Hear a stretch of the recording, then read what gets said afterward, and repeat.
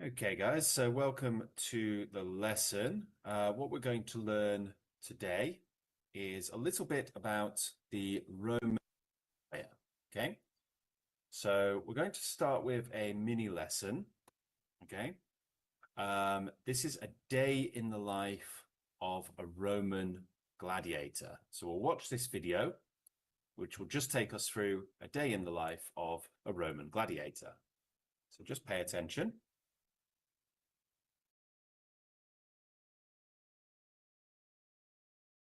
A day in the life of a typical Roman gladiator was intense, disciplined, and structured, blending rigorous training with moments of rest and reflection.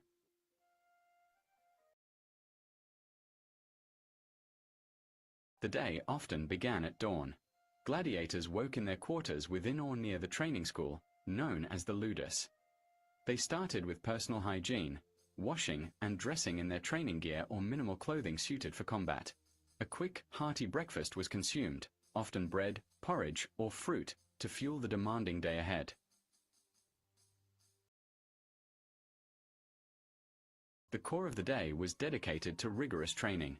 This included weapons practice, swordsmanship, spear throwing, and grappling, under the supervision of trainers or lanisti. They practiced techniques, sparred with each other, and worked on improving their skills and endurance. Physical conditioning, strength training, and cardio was integral to prepare them for the brutal fights in the arena.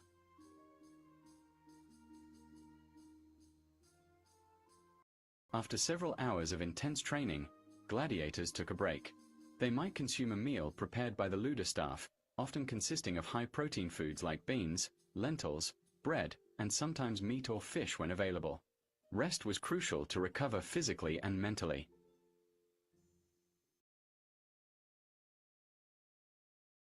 Some days included specialized training, learning to use specific weapons or tactics for upcoming matches. Gladiators also maintained their equipment, sharpening swords, repairing armor, or cleaning their gear. They might have received lessons or guidance from their trainers.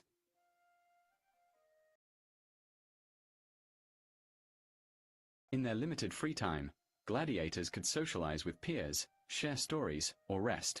They often reflected on their progress, mental preparation, and strategies for upcoming fights. Some may have had access to a healer or medic for injuries sustained during training.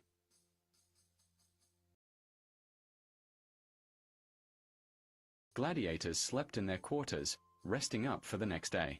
Their sleep was vital, as their bodies and minds needed to recover from the physically demanding routine.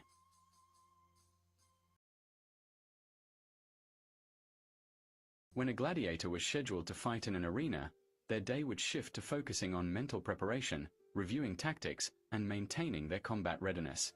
The atmosphere on fight days was tense and charged with anticipation, with some gladiators praying or seeking mental focus before entering the arena.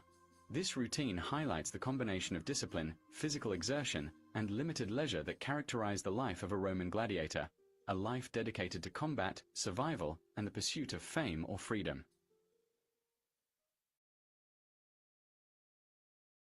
Okay, guys, so that was just a little mini game. We're going to learn some of the vocabulary words from the short video there. So let's start with guess what, because that's a good game to learn vocabulary. So just bear with me one moment and I'll get that ready.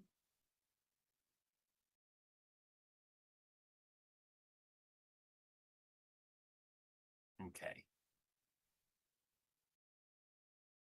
So with this game, with each round, you'll be shown a clue and you can pick the word that best matches the clue. If the answer is not clear, click on an icon to reveal another clue.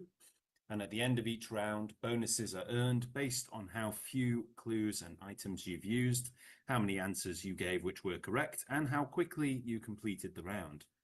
You'll earn money based on the score at the end of each round. And with money, you can get power-ups at the shop, and you can use these to help you when answering a question. So what we'll do is we'll buy a reveal, which reveals all clues, and an erase, which removes two of the options. So, guys, I want you to just write in the chat box or say out loud what you think the correct answer is. So we have a noun, and a similar word is groove, but that doesn't really help us very much. So let's have a clue. Let's have all of the clues. So we've got an image here of someone doing some press-ups, some push-ups. A related word is number, and the definition is standard or customary procedure or course of action. An example, his habits interfered with the daily of the business. Routine. What do you think it is? Routine.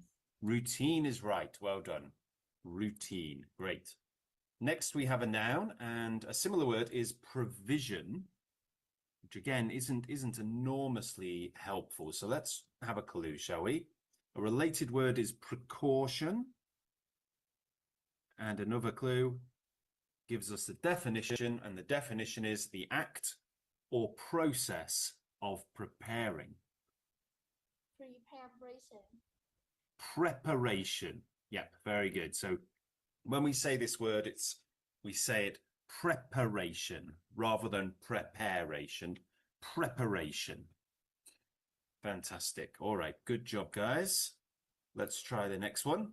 So now we have an adjective, and a similar word is hard. Hard meaning difficult. Any idea what the word could be? Endurance. It could be endurance, because endurance is related to the word hard. But I think we should have a few more clues first. Okay, so we've got the definition here, showing strictness or sternness. Let's have another clue. We've got somebody exercising here. Endurance. It could be, like I say, but let's look at this. So right here we have an antonym. This is the opposite word. And the opposite of this is lax. So if something is not lax, as in lax meaning easy, relaxed, gentle, then the opposite word is rigorous. Rigorous. Yes, rigorous.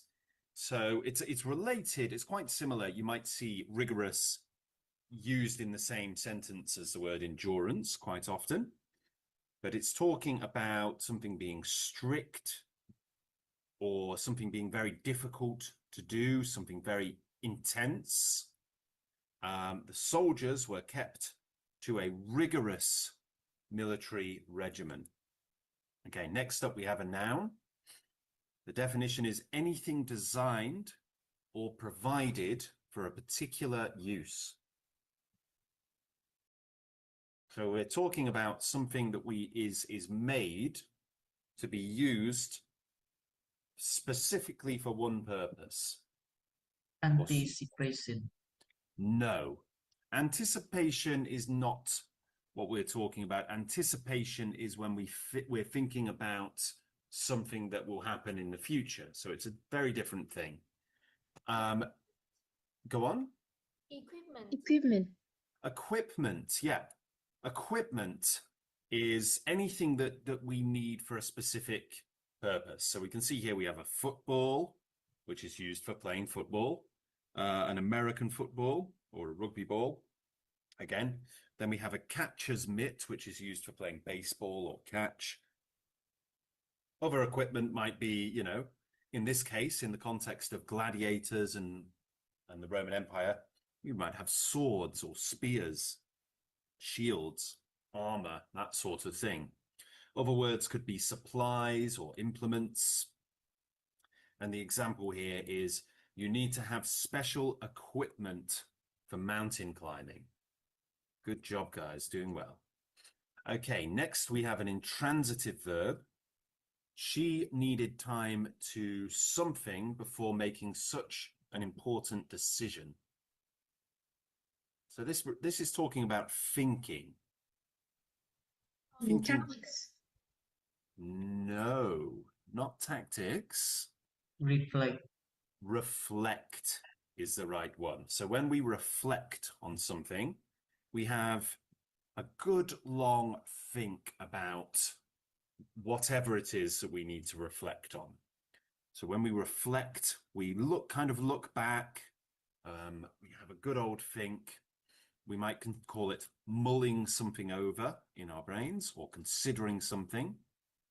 Now, the example here is she needed time to reflect before making such an important decision. So she needed time to think about all of the good things and all of the bad things and what could go wrong, what could go right, what opportunities there are, and what losses there might be. All right, next two. Let's get some reveals and some erases, maybe a guard as well. So next we have a noun, and a similar word is prediction. So prediction is when we try to guess what's going to happen in the future. Anticipation. That's right, yeah. Anticipation is quite similar because anticipation is thinking about the future. The act or process of anticipating, considering what might happen. Another related word might be calculation if you're trying to figure out what might happen based on the information you have. We call that calculation. All right. Next, we have a noun, and the example is the restaurant's something derives as much from its fabulous view as from its cuisine or its food. So Fame. Fame, well done. So it's talking about the fame of a restaurant, why it's so famous, why it's so well known, why it's so prestigious, and why it has such a big reputation. And they're saying that the fame comes from the fabulous view. So it's probably somewhere very nice looking, but also its cuisine, its food.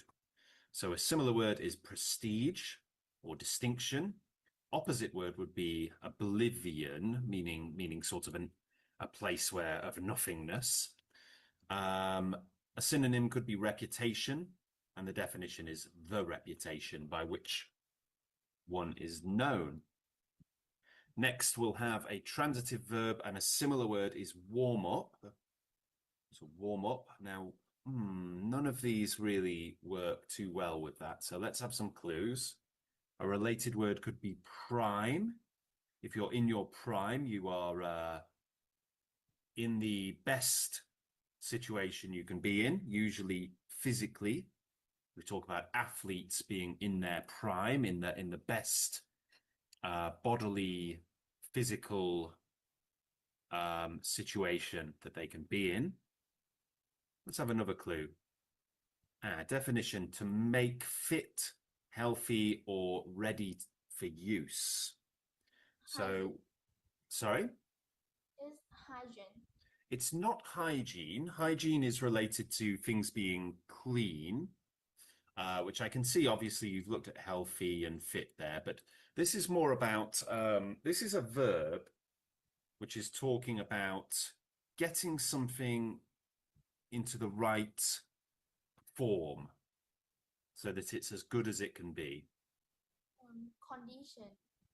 Condition, yeah. Now, condition isn't usually a verb. And teacher, Well, I think condition is a noun. It can be, yeah, because you can talk about your condition. Equipment. No, it's condition, it's not equipment, but yes, it can be a noun. And I'm going to explain why, in this case, we're using it as a verb.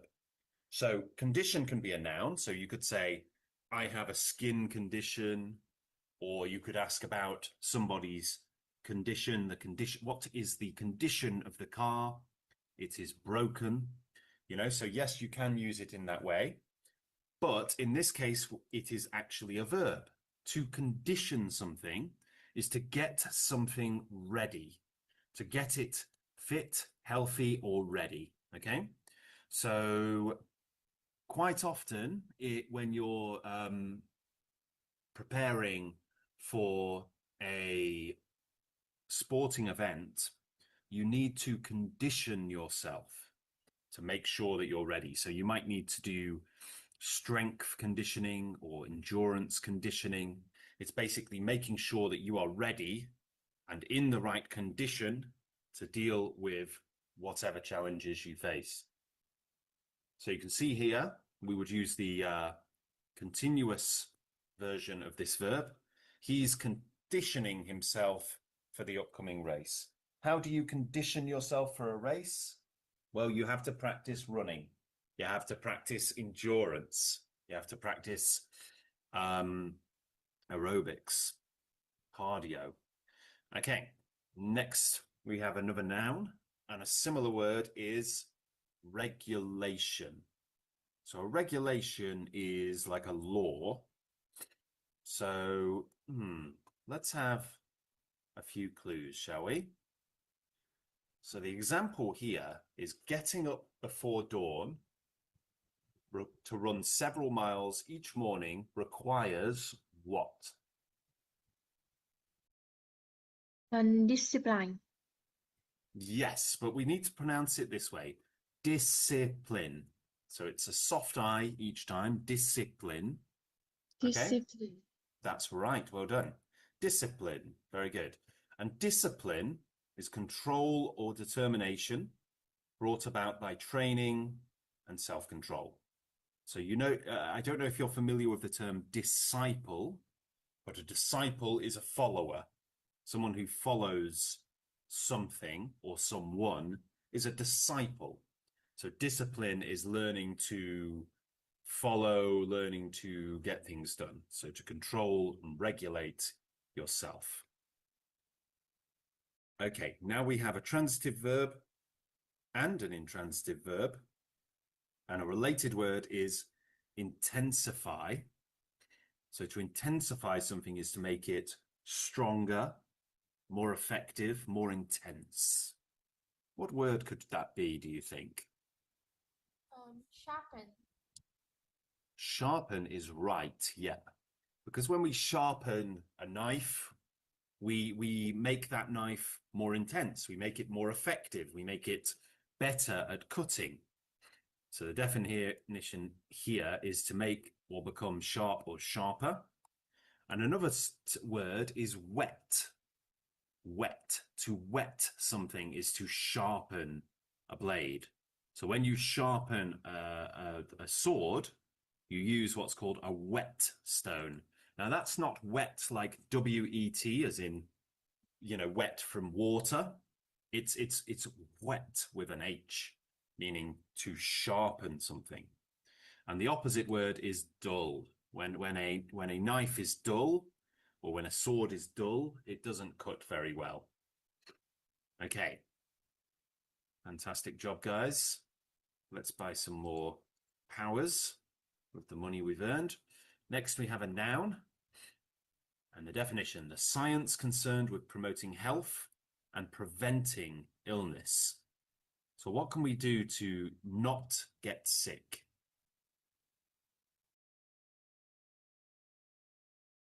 What do we need to do? We need to wash our hands. Hygiene. Sorry? Hygiene. Hygiene. Can you say that? Hygiene. Hygiene. Very good.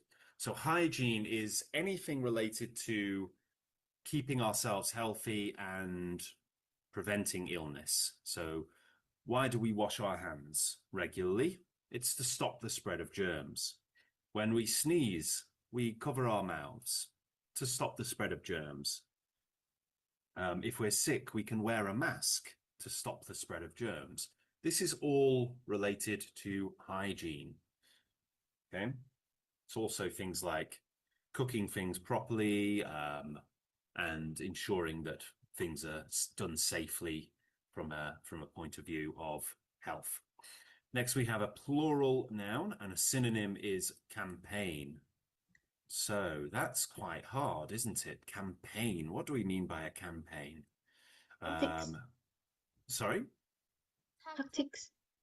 Tactics. It could be tactics, because tactics is related to military campaigns. But let's have a look. Let's take away a couple of them. Ooh, so it's either discipline or tactics. And those are both sort of military words. So it could be that that it's one of these. Another related word, campaign. Okay, we have a definition now. The science of maneuvering military forces against an enemy. So, tactics is the right word. So, tactics are something, they're methods of basically getting something done, usually in a military context. So, tactics are part of a strategy. They're plans you can make, short-term plans, short-term, almost like tricks to try to beat an enemy or outmaneuver an enemy. Tactics. Okay. Next, we have an adjective. And the definition is having an extreme degree of something, such as heat, or existing in an extreme degree or state. So when something is very extreme, how do we describe it? Endurance. Not endurance. Let's try having some clues.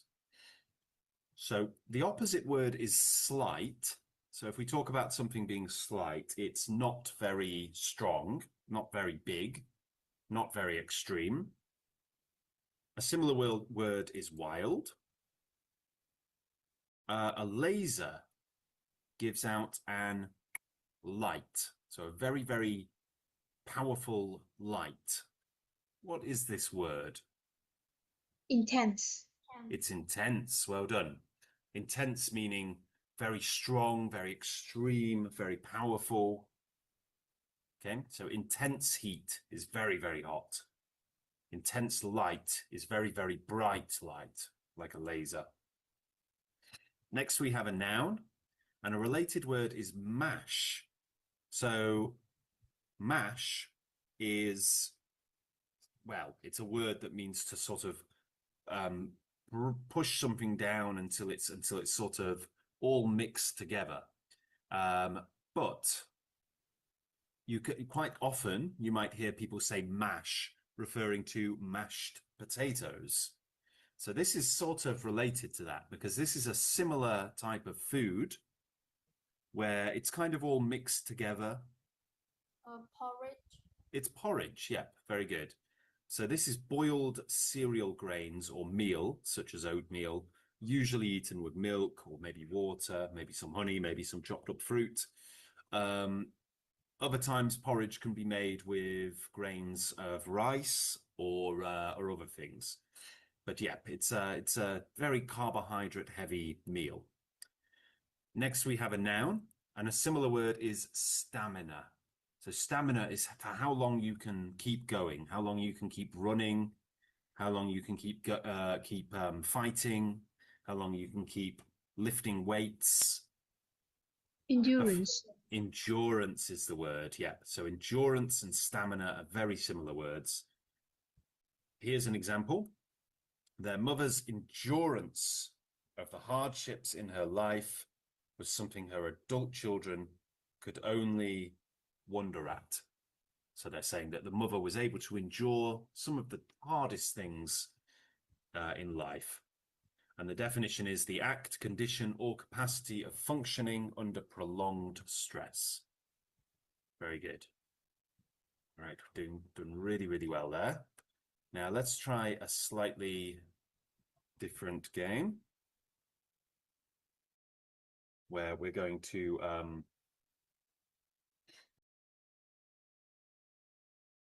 fill in some examples here. Okay. So first of all, we have anticipation. So you can just say or write down the answer, 1, 2, 3, or 4. You don't have to say the full thing, full definition. Anticipation, what is it? 4. It's number 4, yeah. Thinking about the future.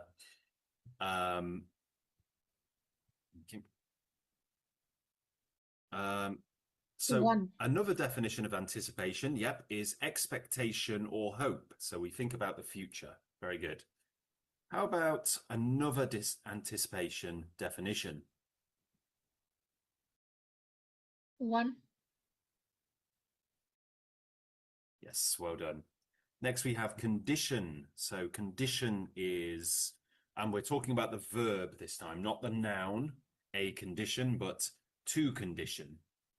Is two. Yep. No, actually, sorry, it's not number two. Well, Number three. number three is right. Yeah, to make something fit, healthy, or ready for use. Very good. Discipline.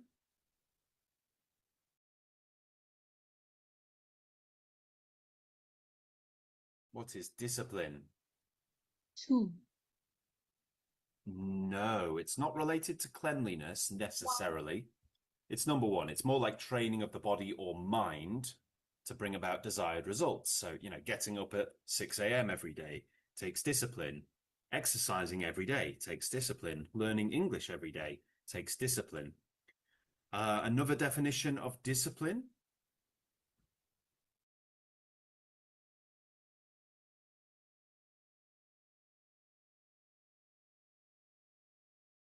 Two. Number two, yep, control or determination brought about by training, self-control. Another definition of discipline.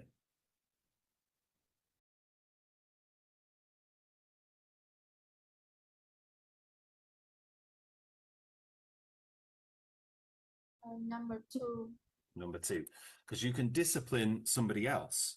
And when we discipline someone else, we are training or causing them to act in accordance with rules or guiding principles.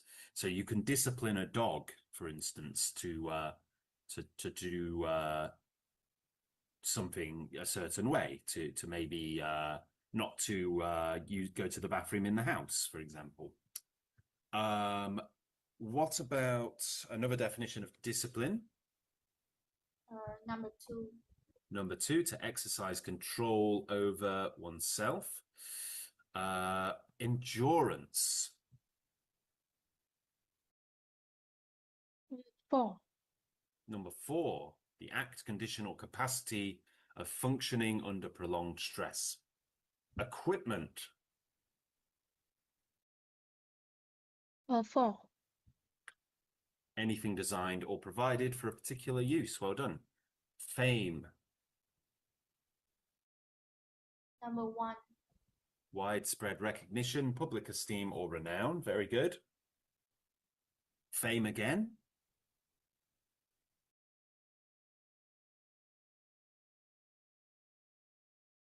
Two.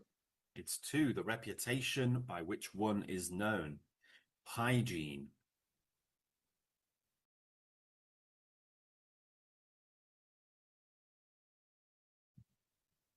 Number two. Number two, the science concerned with promoting health and preventing illness. Very good. Hygiene again.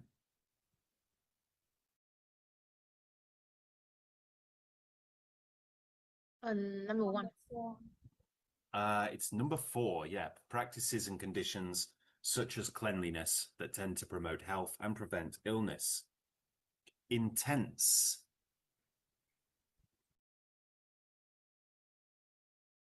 One. Number one, having an extreme degree of something such as heat. Intense again. One. Number one again, strong. Intense again. Two. Strong or profound in effect. Very good. Porridge. Two. Number two, boiled cereal, grains, or meal. Preparation.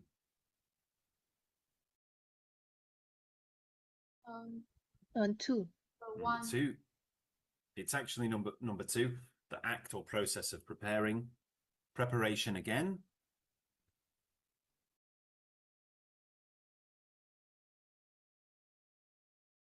Number two. Number three, state of readiness. Number one. No, we wouldn't use it with a plural verb. So we know we don't say preparations very often, not for the verb form, only for the noun form. Like preparations were made, but that would be noun form. So it's a state of readiness, is preparation, in a state of preparation. Reflect.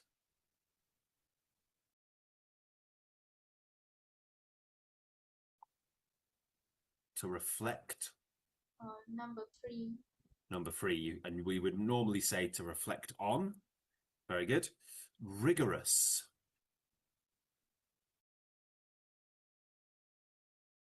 Number 3. Number 3, showing strictness or sternness. Rigorous again.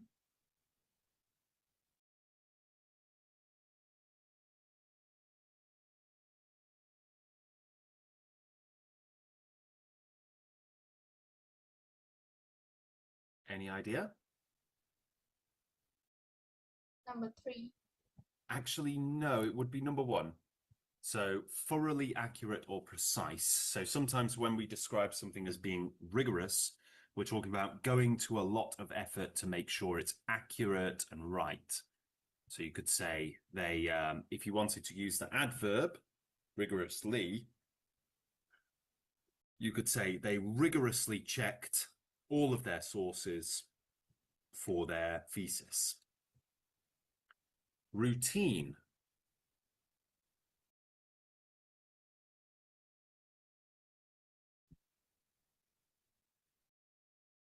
Routine. What is a number 4? Yep. Standard or customary procedure. Routine again.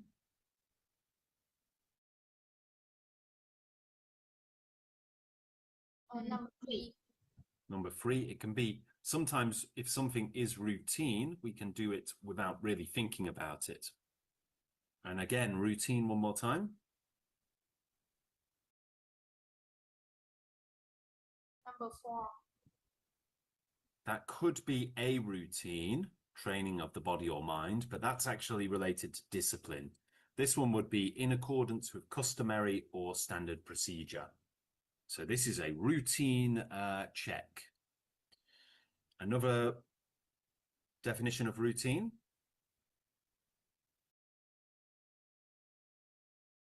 Number 2. Number 2, in the nature of routine, unvarying or ordinary or requiring little thought. Sharpen. Number 2. Number 2, to make or become sharp or sharper. Tactics. Number 4. Yep. The science of maneuvering military forces against an enemy. And tactics one more time.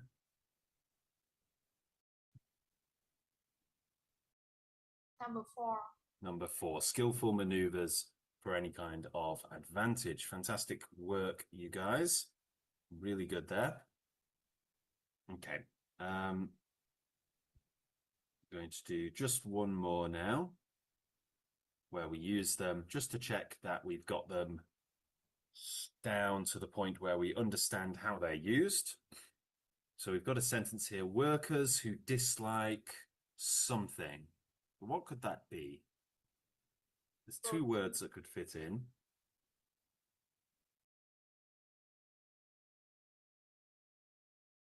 Routine. It could be routine. It could also be discipline. The soldiers were kept to a military regimen. There's 2 words that could fit there. No, there's 1 word, sorry.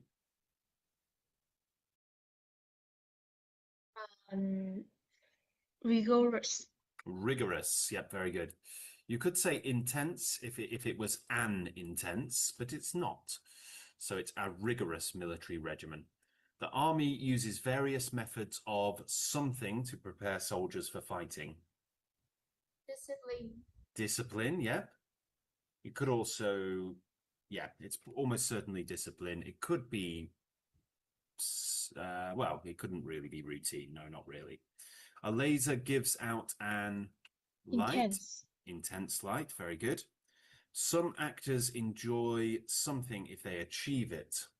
Fame, very good. The equipment must meet specifications. Remember, this word could mean exact, accurate, precise. Sorry? Reflected. Not reflected. Rigorous. Rigorous. Very good. He on the problem for quite some time.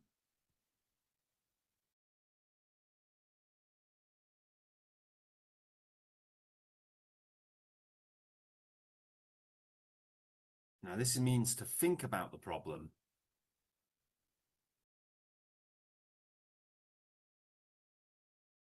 What could it be? Reflected. Reflected on the problem for quite some time. Great. She's trying to herself to avoid snack foods. Discipline. Discipline herself. So we're using it as a verb there. Something precautions against fire. Equipment. Not equipment. Precautions are things that we do or we have in place to prevent something from happening. So in this case, fire. It's a description of those things. So it's a description of a noun. So we need an adjective. Rigorous. It could be rigorous. It could also be routine. Rigorous. I think we'll go with rigorous. It could be either, to be honest. It could be routine precautions against fire, as in doing fire drills regularly. That would be a routine precaution. Or it could be rigorous precautions against fire, meaning that you've gone to great efforts to put precautions in place to prevent a fire from happening. He keeps his golf clubs and other sports something in this closet. Tin. Equipment. Yep, equipment. Great job, guys. Doing really well. Getting up before dawn to run several miles each morning requires what? Routine. One more time. Endurance. It does require endurance. That could work, but I don't think this is the right word right now. I think it's discipline. Routine. Discipline. We need discipline to get up. And actually running those miles requires endurance as well. Good coaching and practice helped to something the team. Tense. Not intense. Discipline. Discipline the team. So you see here, discipline here is used as a noun. It requires discipline. And here it's used as a verb. Helped to discipline the team. The fallen soldiers suffered something pain.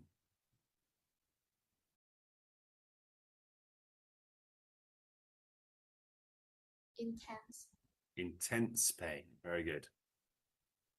I'm something my boots, so there'll be more water resistance.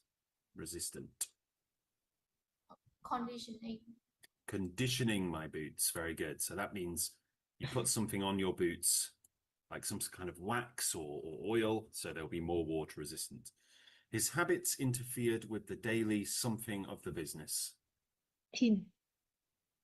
The daily routine of the business. Very good.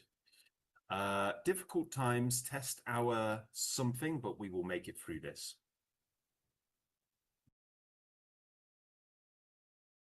Endurance. Endurance. Very good.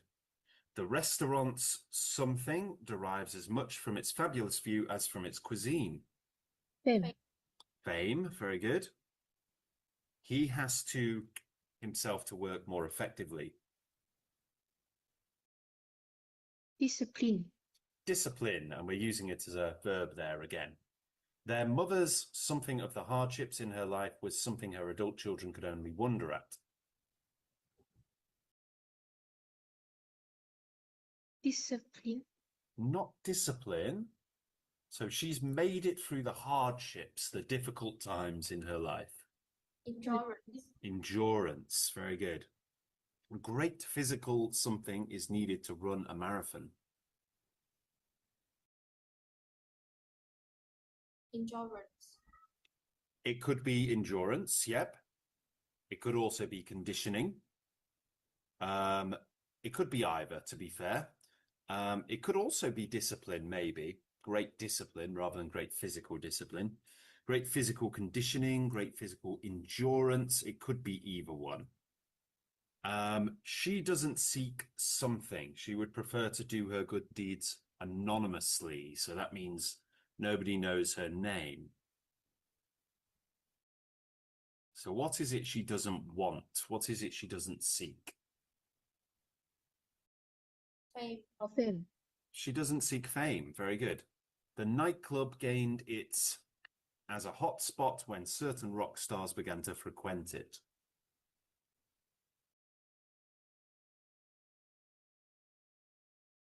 Intense. No, you can use the same words more than once. So Yes. big clue there. Tactics. No. There's seven words and 8 options. So one of these words is going to be used 2 times. Fame. Fame, yep, well done. You need to have special something for mountain climbing. Equipment. Equipment, yep. He's himself for the upcoming race. Reflect. Not reflect. So we Yes. want a conditioning is right. Yeah, we wanted a continuous verb. Their faces showed an hatred. Intense. Intense hatred. Yep, very good. He wrote well, but he lacked the to write professionally.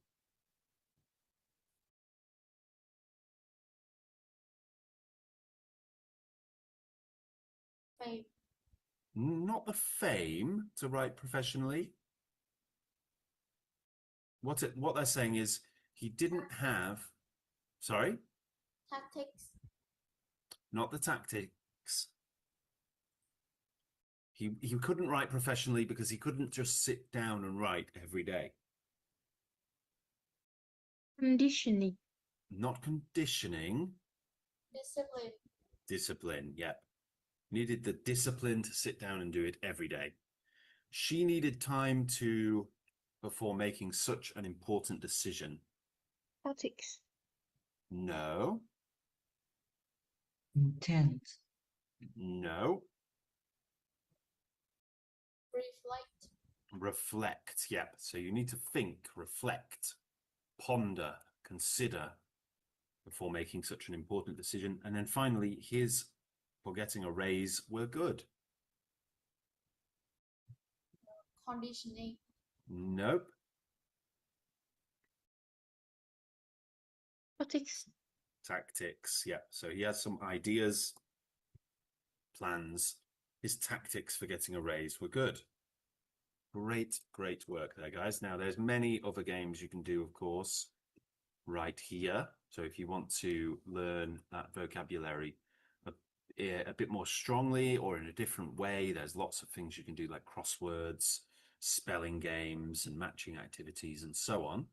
But right now, I think we've done 3 games, which I think should have us well versed in what these words mean. So let's go through the questions and see what we can remember. So where did gladiators typically wake up in the morning? Was it in their quarters within or near the training school called the Ludus? In their quarters within or near the training school called the Colosseum? Or on a straw bed outside under a small canopy? I think it's A. It is A. Yep, it's in their quarters within or near the training school, and the training school is called the Ludus. Very good.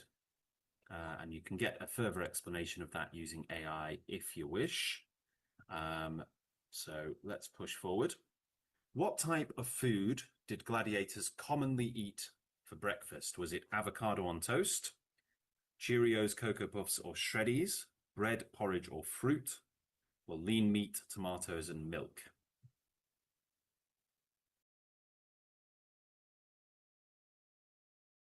For this or fruit.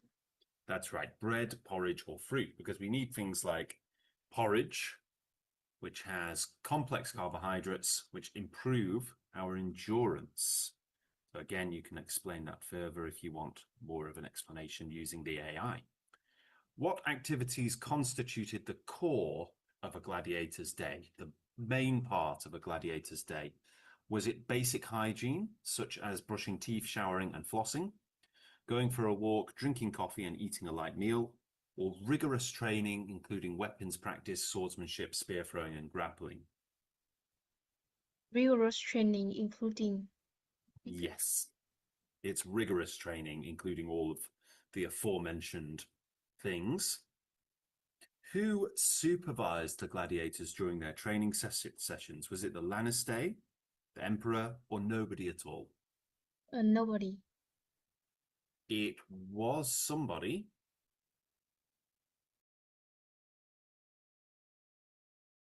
Leicester. Yes, they were called the Lannister.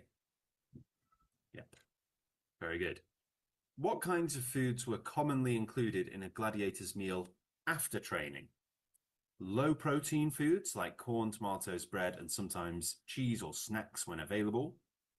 High protein foods like beans, lentils, bread, and sometimes meat or fish when available. Or high calcium foods like milk, cheese, and sometimes grains or cream when available. Main protein foods. It was high protein foods, very good, like beans and lentils or meat and fish if it was available. Besides physical training, what additional skills might gladiators learn on certain days? Was it climbing, swimming, and guerrilla tactics? Learning to use specific weapons or tactics for upcoming matches? Reading, writing, and drawing? Learning to use specific weapons. Yes. So it was learning to use specific weapons like spears, nets, tridents, or tactics for upcoming matches, so ways to defeat your enemy. How did gladiators maintain their equipment? So did they dull their swords, break their armor and dirty their gear, sharpen their minds, repair their clothes and clean their gear, or sharpened swords, repaired armor and cleaned their gear? They sharpen sword, repair more, and clean the gear. Exactly. Very good. What activities did gladiators engage in during their limited free time? Was it socializing, sharing stories, resting, and reflecting on their progress and strategies?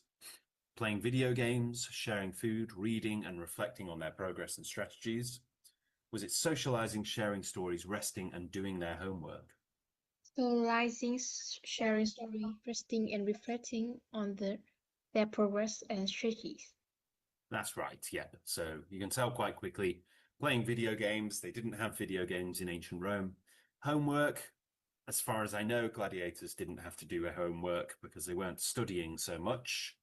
They were studying the martial arts as opposed to academic arts.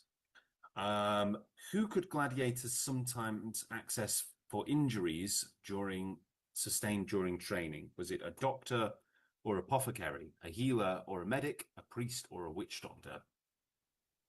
Healer or medic. A witch doctor. A witch? Oh, we've got so two choices: a healer or a medic, a doctor or apothecary, or a priest or a witch doctor. Let's have a look at healer or medic. Healer or medic is the right one.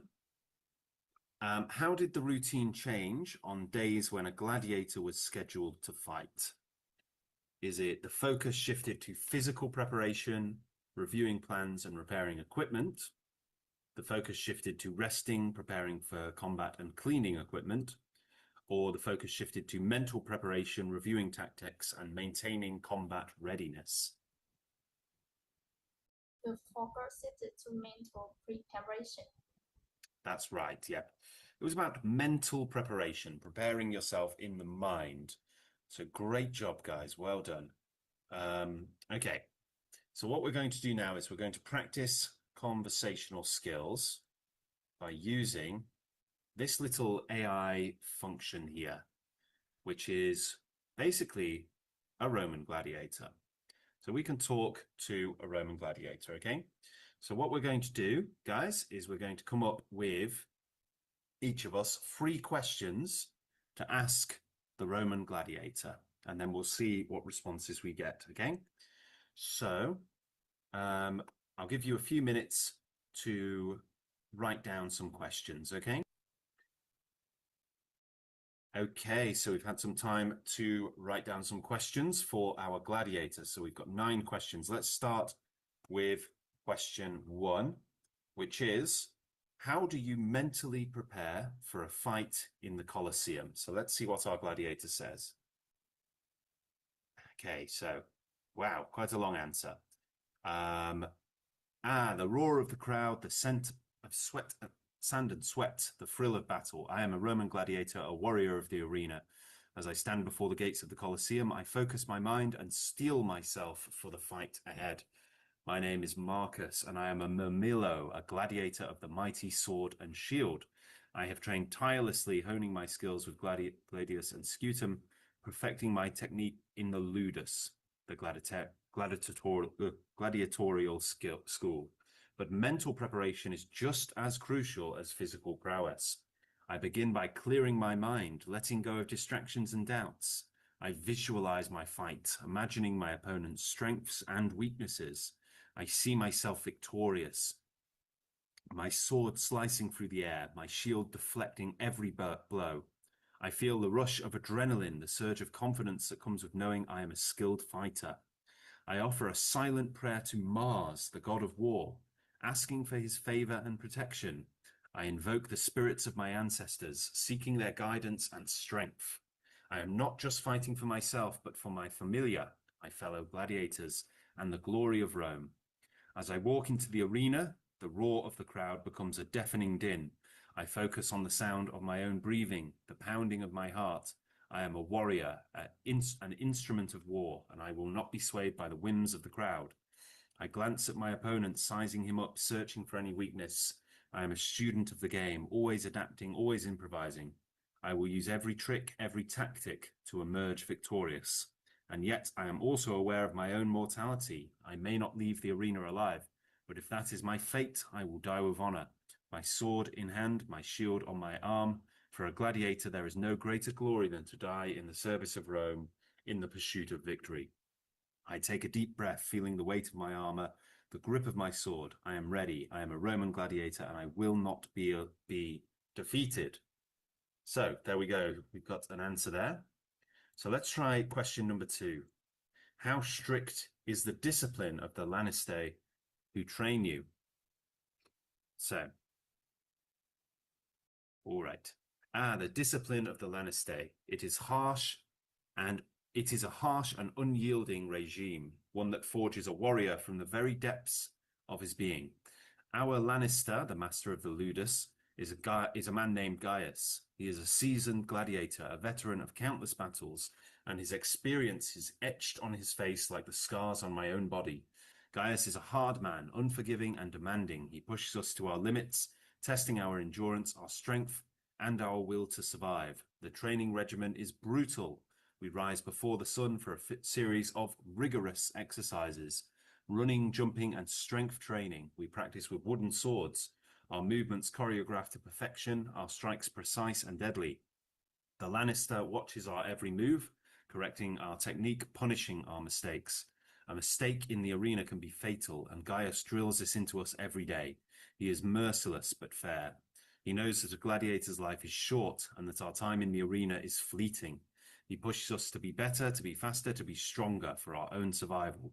The discipline is strict, with rules that govern every aspect of our lives. We are forbidden from leaving the ludus without permission, and any transgression is punished severely. A gladiator who disobeys the rules may be subjected to flogging or worse, forced to fight with a disadvantage, such as a shorter sword or a heavier shield. But it is not all punishment and pain. The Lannister also teaches us the value of discipline, of control, of strategy. He shows us how to read our opponents, how to anticipate their moves, and how to exploit their weaknesses. He instills in us a sense of pride and loyalty to ourselves, to our fellow gladiators, and to the ludus. In the end, it is this discipline that will keep me alive in the arena.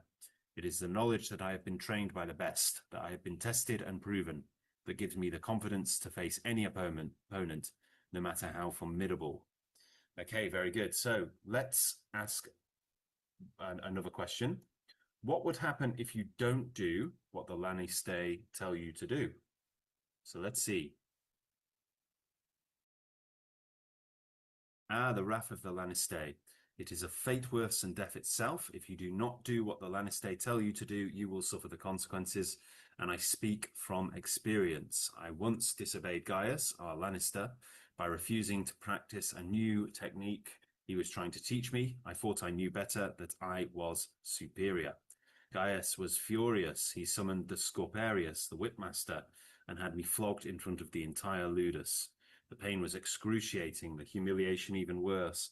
I was forced to endure the lashes, my back ripped open, my dignity shattered. But that was not the end of it. Gaius also docked my pay, reducing my already meager earnings. And to make matters worse, he paired me with a more experienced gladiator for a training session, a man who was determined to teach me a lesson. The Lannister have absolute authority over us gladiators. They can do as they please, and we must obey without question. If you disobey, you risk not only punishment, but also damage to your reputation and your chances of survival in the arena. In extreme cases, a gladiator who disobeys the Lannister may be forced to fight in a munus, a special exhibition match where the odds are stacked against him. This can be a fight to the death, with the gladiator facing a more skilled or better armed opponent. And then, of course, there is the ultimate punishment, sale to a Lannister known for his cruelty and ruthlessness. A gladiator who disobeys may be sold to a ludus where the conditions are brutal, the training is merciless, and the chances of survival are slim. So I do what the Lannister tell me to do. I obey without question, and I pray that I will emerge victorious in the arena, and that one day I will earn my freedom. For a gladiator, there is no other way to survive. Wow, okay. Let's try this question. How do you maintain your equipment? So, try that one. How do you maintain your equipment? See if that one loads. Hold on. Oh, nope, it's making us log in. Okay. So we'll come back to that later once I've logged into that. So you can play around with that if you like, and talk to the gladiator, of course, and ask some questions. Meanwhile, what we're going to do is push on to the next section. It's very useful, that AI there, just to sort of discuss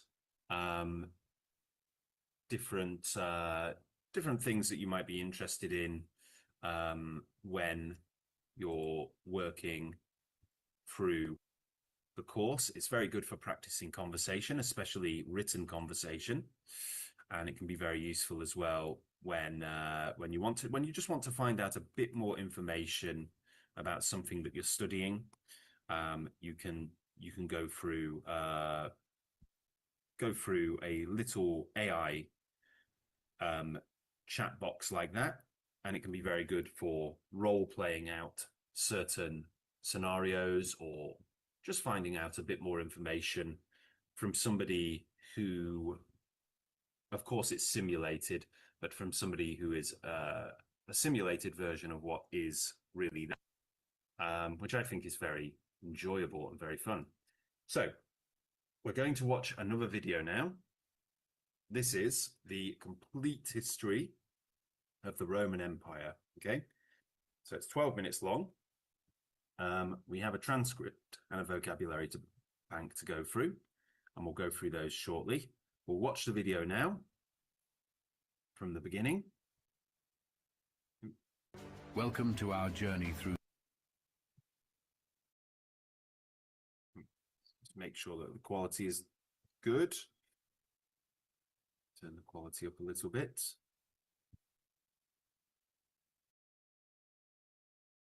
Okay.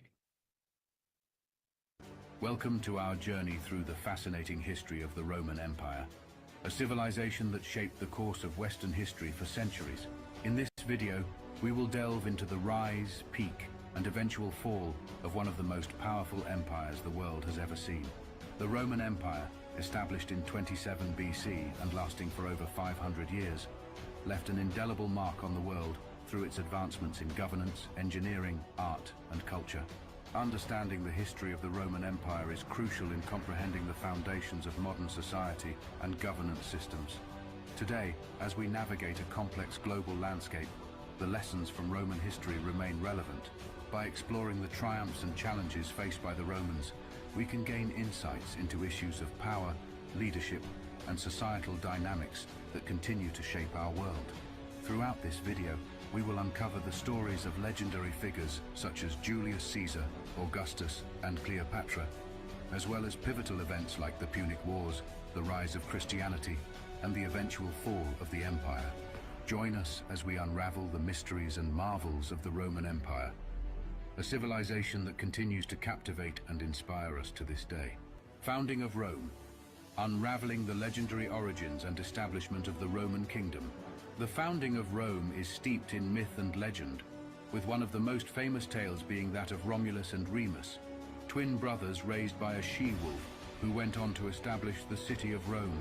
This mythical origin story symbolizes the blending of indigenous Latin and Sabine cultures that laid the foundation for the Roman civilization. From its humble beginnings as a small settlement on the banks of the Tiber River, Rome grew into a powerful kingdom under the rule of legendary kings such as Romulus, Numa Pompilius, and Tarquin the Proud. However, the monarchy eventually gave way to a more democratic form of governance with the establishment of the Roman Republic in 509 BC.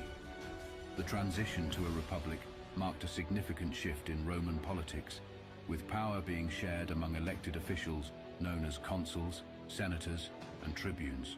This period saw the rise of influential figures like Julius Caesar, a brilliant military strategist and politician who played a pivotal role in the downfall of the Republic, and Augustus, who became the first emperor of Rome and ushered in a new era of imperial rule. Roman Republic, unveiling the political structure, expansion, and conflicts of an era. During the Roman Republic era, the political landscape was defined by a complex system of governance that balanced power between various institutions. At the heart of this system was the Roman Senate, a council of elders who advised on matters of state and played a crucial role in shaping Roman policy. The two annually elected consuls served as the highest-ranking officials in the Republic, wielding executive authority and leading the Roman legions in times of war. One of the most defining periods of the Roman Republic was the series of conflicts known as the Punic Wars, fought against the powerful city-state of Carthage. These wars, spanning over a century, resulted in Rome's territorial expansion across the Mediterranean and solidified its status as a dominant force in the ancient world. Amidst these tumultuous times, military leaders like Scipio Africanus and Marius emerged as key figures in Roman history. Scipio Africanus, known for his strategic brilliance and victory over Carthage in the Second Punic War, expanded Rome's influence in Spain and Africa. Marius, a populist general, reformed the Roman army and played a significant role in the social war and the conflict between Marius and Sulla. Julio-Claudian dynasty, unveiling the reigns of emperors from Augustus to Nero. The Julio-Claudian dynasty marked a pivotal period in Roman history, characterized by a succession of emperors who left a lasting impact on the empire. Augustus, the first emperor of Rome, ushered in an era of relative peace and stability known as the Pax Romana. His reign saw significant architectural projects, such as the rebuilding of Rome, and cultural developments that laid the foundation for the flourishing of Roman art and literature. Tiberius succeeded Augustus and faced challenges in maintaining the empire's prosperity. His rule was marked by political intrigues and power struggles within the imperial family, leading to a climate of suspicion and fear. Caligula, infamous for his erratic behavior and cruelty, further destabilized the empire with his tyrannical rule and extravagant projects. Claudius, often underestimated for his physical disabilities, proved to be a capable emperor, overseeing the conquest of Britain and implementing important legal reforms. Nero, the last emperor of the Julio-Claudian dynasty, is remembered for his extravagance, persecution of Christians, and the Great Fire of Rome, Pax Romana, embracing peace and prosperity in the Roman Empire. The Pax Romana, or Roman peace, was a period of relative tranquility and stability that spanned approximately 2 centuries during the height of the Roman Empire. This era characterized by minimal internal strife and limited external conflicts, allowed for economic prosperity and cultural flourishing to thrive across the vast expanse of the empire. Under the Pax Romana, the Roman Empire experienced a period of unprecedented economic growth, facilitated by extensive trade networks, efficient infrastructure, and a common currency system. This prosperity led to the development of vibrant urban centers, flourishing markets, and a thriving artistic and intellectual culture that left a lasting impact on Western civilization. Emperors such as Trajan and Hadrian played significant roles in shaping the empire during this period. Trajan's military conquests expanded the empire to its greatest territorial extent, while Hadrian focused on consolidating these gains through infrastructure projects, like the construction of the famous Hadrian's Wall in Britain. The Pax Romana also witnessed advancements in law and governance, with the implementation of standardized legal codes, improved administrative systems, and the establishment of public works projects that enhanced the quality of life for Roman citizens. The crisis of the 3rd century marked a tumultuous period in Roman history, characterized by political instability, economic turmoil, and relentless invasions that threatened the very fabric of the empire. Succession crises plagued the empire as emperors rose and fell in rapid succession, often through military coups and assassinations, leading to a lack of stability and effective governance. External threats posed significant challenges to the Roman Empire during this time, with invasions by barbarian tribes such as the Goths and conflicts with the powerful Sassanid Empire in the east. These incursions strained the empire's resources and military capabilities, further exacerbating its vulnerabilities. In response to these crises, several reforms were attempted to address the empire's weaknesses. Emperors sought to stabilize the economy through currency reforms and price controls, while military reforms aimed to strengthen the Roman legions and fortify the empire's borders against external threats. Division of the empire, unveiling the split between the Western and Eastern Roman empires. The division of the Roman Empire into the Western Roman Empire and the Eastern Roman Empire, also known as the Byzantine Empire, marked a significant turning point in Roman history. The administrative and cultural differences between the two halves of the empire became increasingly pronounced as they evolved along separate paths. The split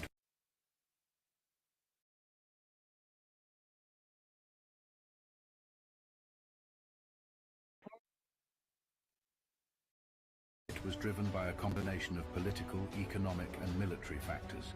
The Western Roman Empire faced challenges such as internal strife, invasions by barbarian tribes, and economic decline, leading to its eventual collapse in 476 AD. In contrast, the Eastern Roman Empire, with its capital in Constantinople, thrived as a center of trade, culture, and learning, enduring for nearly 1,000 years beyond the fall of the West. Key emperors and events played pivotal roles in shaping the division of the empire.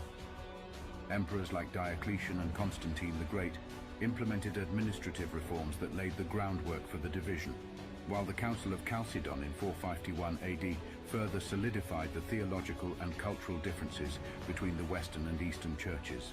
Fall of the Western Roman Empire, unraveling the factors behind the empire's collapse.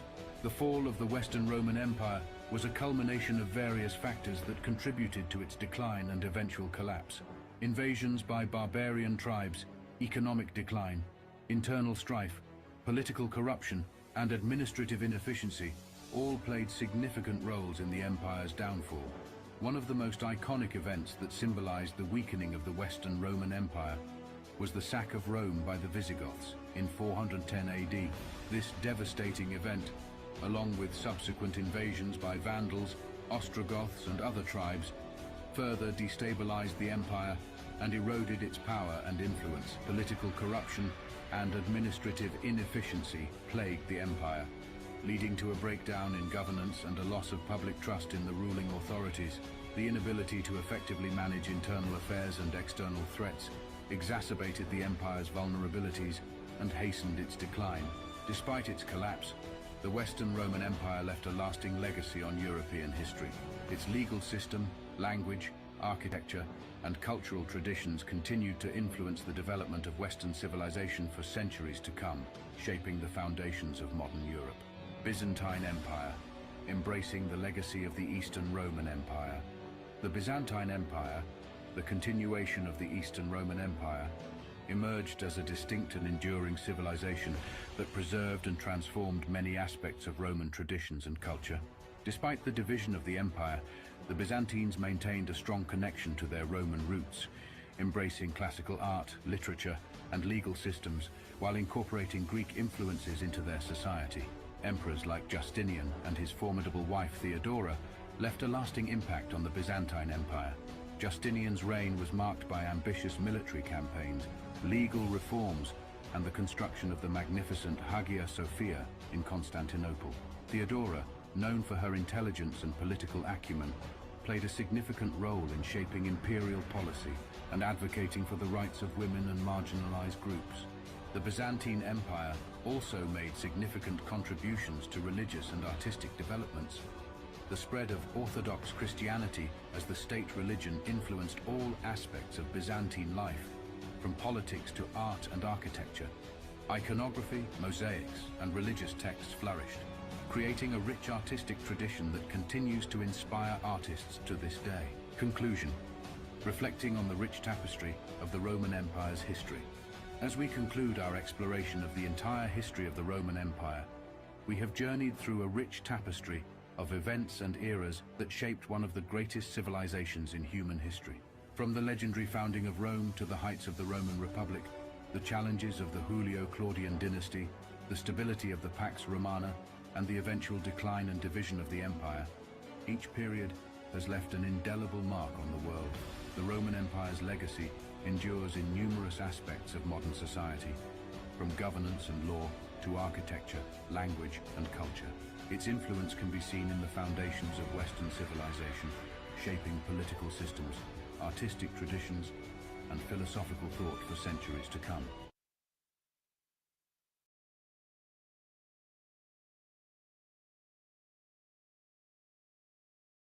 Okay, so guys, we've got a transcript to read through now, which is the entire history of the Roman Empire.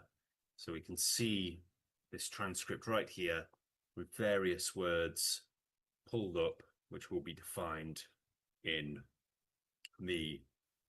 on the next section, which is the vocabulary bank. So here we have the transcript, and we'll have a look through that a little bit later. What I'd like to do first, though, is have a look at the vocabulary bank so we can see various words to learn, which can help us to understand the text a little bit better. Okay. So just bear with me one moment while I get these words ready.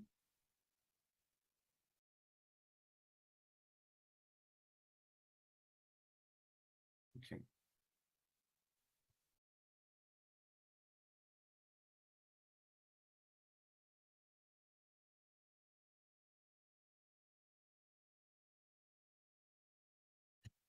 Right, so I put the words in the chat box for you there.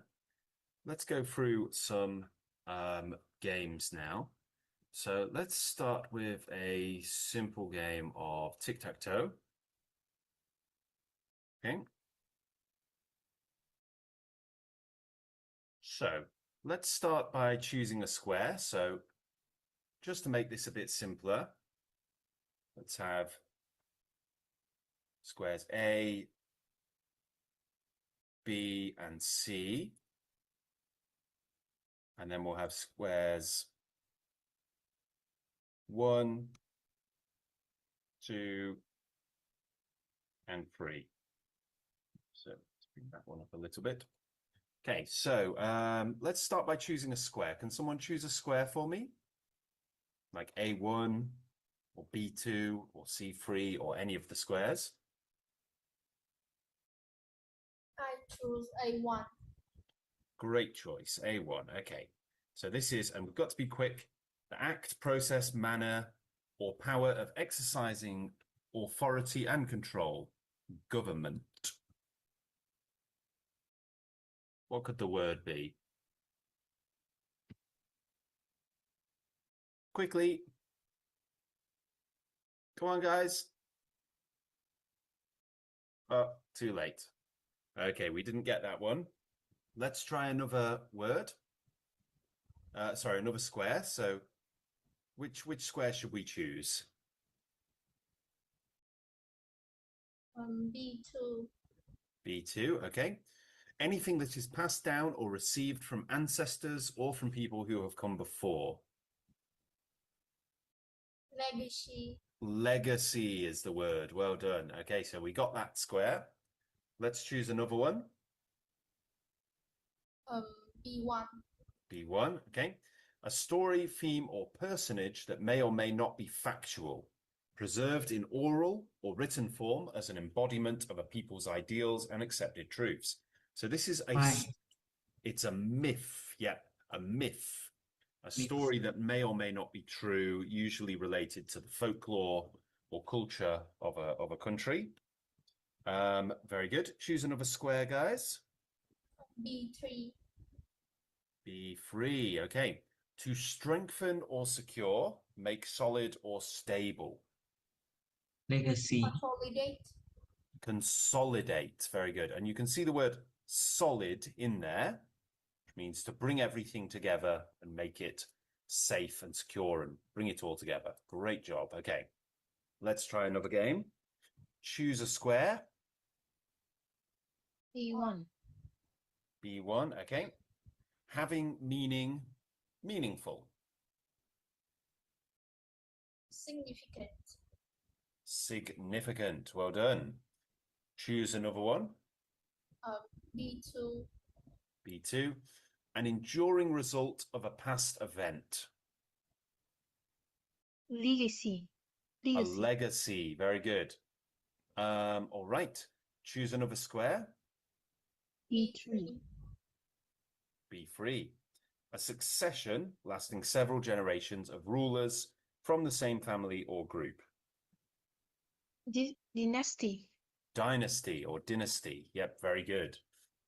That's almost like a family lineage of rulers. Very good. Let's try another one. Choose a square. C1. A1 or C1? Did you say C1? Yes. C1. The improvement of wrong or bad conditions, especially by political means. So making things better politically. Pivotal. It's not pivotal, it's reform. Reform. When we reform things, we make things better. Choose a square. C2. C2. To be a symbol of. Symbolize. To symbolize, to show something in a symbolic way. Next one. C3. C3. Grow weaker or diminish gradually. Fine. Decline. Very good. Yep, well done. Good job, guys. Okay, choose another square. B1. C1, okay. Critically important or crucial, on which something is contingent. So it's pivotal, soft eye there. Pivotal. Yep, very good. Choose another square. C2, okay. Making or leaving a permanent mark. Indelible. Indelible is right. Well done. So something that leaves a permanent mark. Very good. Choose another square. C3. C3. Okay, good. To combine into a whole or mass. To unify. Legacy. It's not legacy. Consolidate. Consolidate. Yep. To make one thing solid. Yep. Very good, guys. Good job. All right. Let's try another one. Choose a square. A1. A1. Good. Not prideful or pretentious. Modest. Humble. Humble. Very good. Choose another square. A2. A2. Okay. Incapable of being removed or obliterated. Permanent. Something that won't go away. Indelible. Indelible. Very good. Indelible. Choose another square. A3. A3. The state of being vulnerable, a weakness. Vulnerability. Vulnerability, very good. All right, good job, guys. All right, choose a square. B1. A1. Anything contributed or created by someone who is no longer living or active and which continues to be of influence or impact. Might. Not a myth, no. Legacy. Legacy, yeah. What is left after you die? Right, very good. Choose another square. A2. A2. Movement downwards. Decline. Decline, very good. Choose another square. A3. A3, very good. An act of entering into the territory of others with the intention of overtaking. An act or an invasion. Well done. Spectacular, guys. We're really good. Okay, choose another square.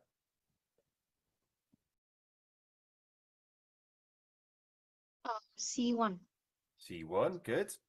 A story or body of stories based on tradition or legend originating in the oral history of a pre-literate society and incorporating its beliefs about the origins of the world. It's a myth. Yep, very good. Choose another square. B1. B1, okay. To become unified or strengthened. Dynasty. Consolidate. Very good. Consolidate. Choose another square. A1. A1, okay. Having consequence or import. Important. Significant. Significant. Very good. Doing really well, guys. Great job. Okay, fantastic. See that? We did really, really well there. Okay, let's try a different game. Okay. Let's try a crossword this time. And we'll take away those annotations on the board. Okay. So, first of all, we have one across. And this is movement downward. What could that be? Decline. Decline. Great. Let's try 2 down. Making or leaving a permanent mark.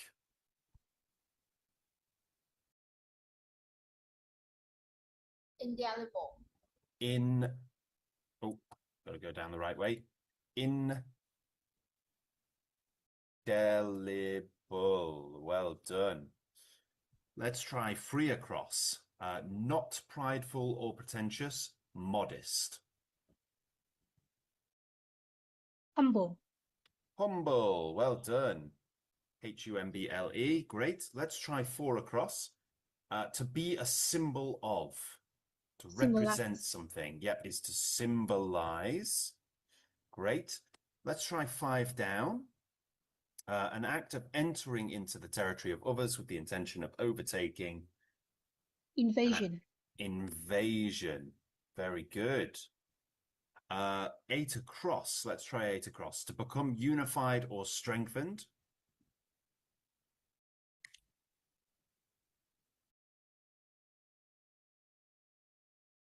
To become... indelible. No.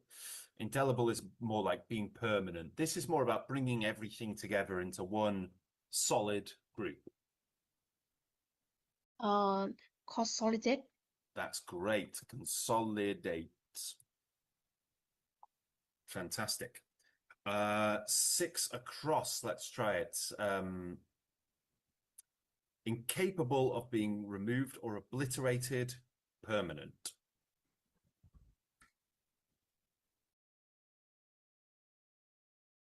Legacy. Not legacy. It's one we've already had in this crossword. Invasion. Not invasion.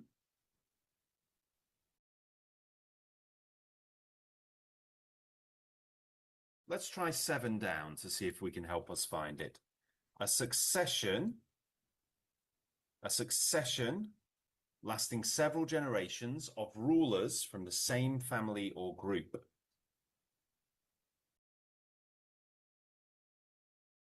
Dynasty. Dynasty. Well done. Very good. Now let's see if that helps us. So we've got 6 across, something D, and it means incapable of being removed or obliterated. Indelible. Indelible. Well done. Indelible. Great job. Let's try 13 across now. So this is the state of being vulnerable. Vulnerability.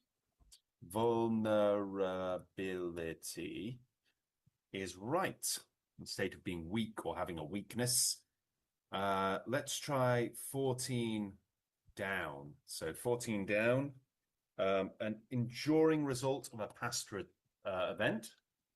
Legacy. Legacy. Fantastic. Great job. Let's try 16 across. The act, process, manner, or power of exercising authority and control. Governance. Governance is right. Well done. Let's try 18 across. To strengthen or secure, to make solid or stable.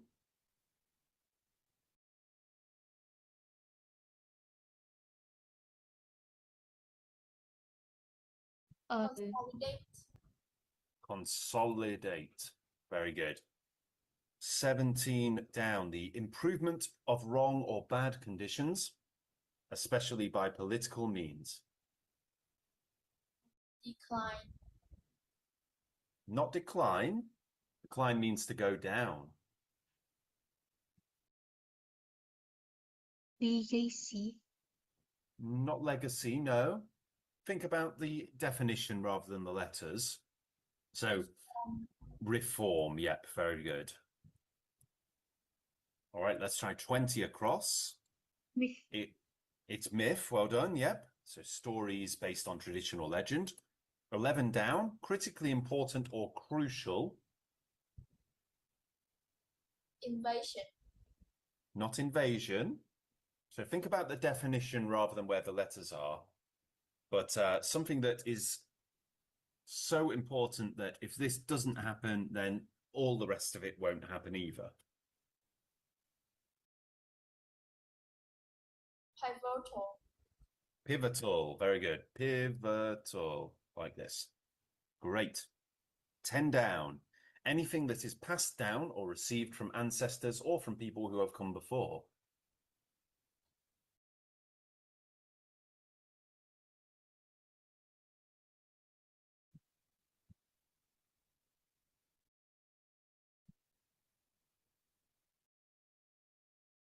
What do we think? Legacy. Legacy. Very good. 9 down. To grow weaker or diminish gradually. Decline.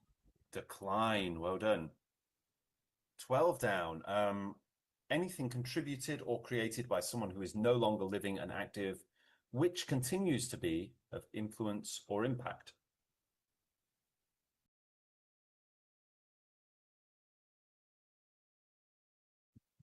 We're talking about something that ancestors leave behind, something abstract.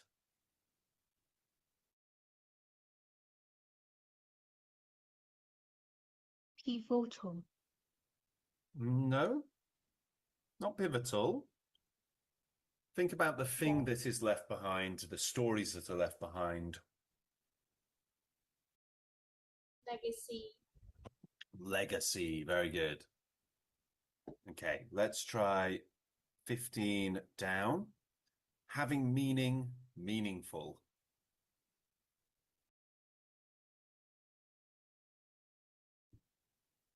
Significant. Significant, very good. Let's try this one now. 15 across, having consequence or import, something that's important. Significant. Significant again. Very good. 21 across, combine into a whole or mass, unify. Consolidate. Consolidate. Very good. And then 19 down. A story, theme, or personage that may or may not be factual, preserved in oral or written form as an embodiment of a people's ideals and accepted truths. Myth. It's a myth. Very good. Great job, guys. Well done. So there we go. We've got all of our words there, and we've learned them very, very well. Let's move back. Okay. All right. Let's try let's try the matching fill in the blank. Let's try. So fill in the blank. We're going to try to use these in the correct place. Okay. So the German something of Poland took place in 1939.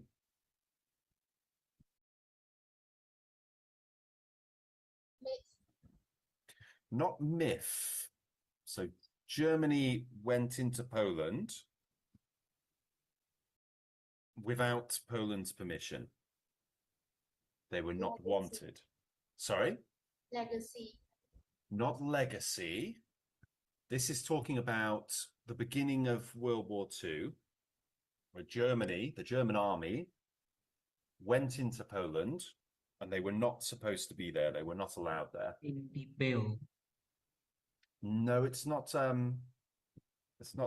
indelible. Invasion. Invasion. Very good.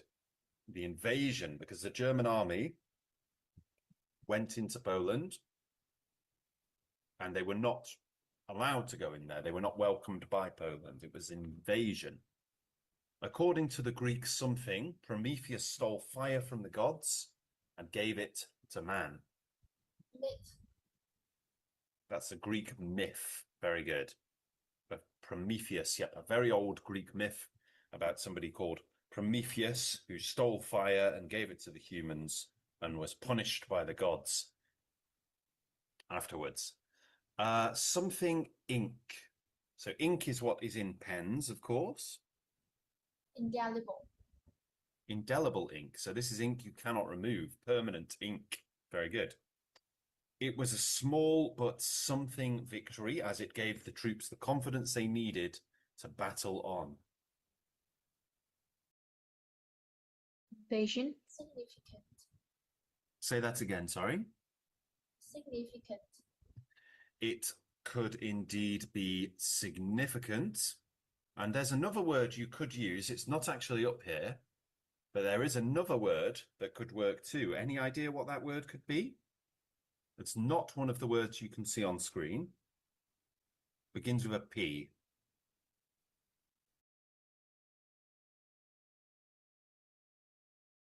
You could also use the word pivotal, a pivotal victory, because pivotal means that a pivotal victory in a war is the difference between winning the war and losing the war. So an individual battle could be pivotal. So, for example, the Battle of Stalingrad, which was a battle between Germany and the USSR in World War II, the Soviet Union, was a pivotal battle because when the USSR won, it meant that Germany were going to lose the war, and they did lose the war after that. Next, her position as leader. Consolidated. Very good. Consolidated her position as leader. So she put all her power together. She got together everybody who supported her and set herself up as the leader. Next, the large number of orphans is a something of the war. Invasion. Not an invasion. So first of all, we would say an invasion because it's a vowel sound. But this is not related to, this is not an invasion. So orphans are children that don't have a mum and a dad. A mum or a dad. Vulnerability. Is a what? Vulnerability. No, it's not a vulnerability of the war. We're talking about something that is a reminder of the war having happened. Decline. No, it's not decline. It's something that's very sad, because basically what it's saying is the war killed lots of people, and that led to lots of children not having parents because their parents had died. And then after the war ended, what we have is lots of orphans. Indelible. No, it's not indelible. This is Funny. what we need is a noun, okay? Legacy. Legacy, yeah. It's a legacy of the war. It's what's left over after the war is lots of children without parents. So it's a very sad sentence, isn't it? It was a beautiful house, but I worried about its 2 hurricanes. Consolidating. Consolidating. No. So hurricanes are natural disasters, huge amounts of wind blowing a house down. So even though the house is very beautiful, it's very weak because a hurricane could knock it down. Decline. So what are we talking? Not decline. When we're talking Declining. about the weakness of something. Declining. No, not declining. We're talking about weakness.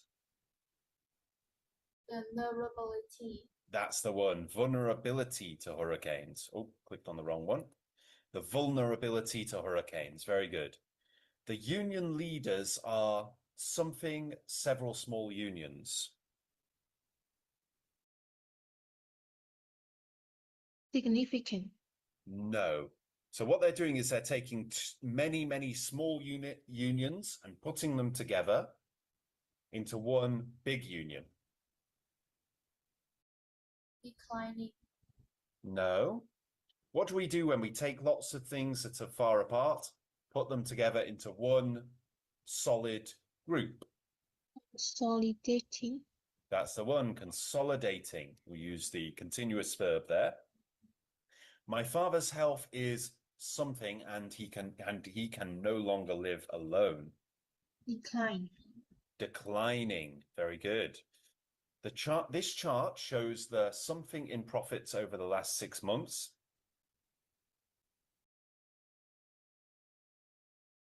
So profits have gone down.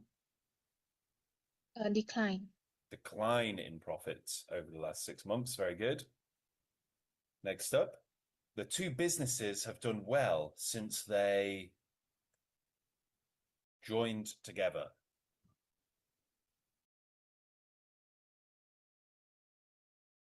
Consolidated. Consolidated. Very good. There are various surrounding King Arthur. Humble. Not humble. Myth. King Arthur myths. Yeah, well done. King Arthur is a mythical king of the Britons. Probably didn't really exist. His fortune has, in recent years, declined in recent years. Very good. He was the son of the famed assassin, and his father's something haunted him all his life. Indelible. Not indelible. Indelible is an adjective. We need a noun.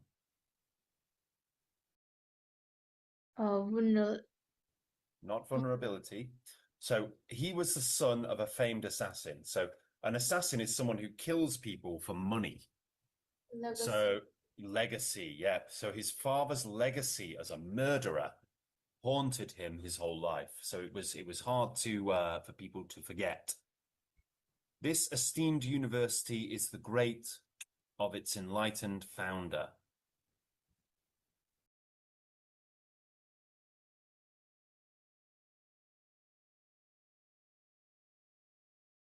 Legacy. is the great legacy of its enlightened founder. Well done. These beloved traditions are part of our cultural what? Myths. Not myths. Consolidated. Nope.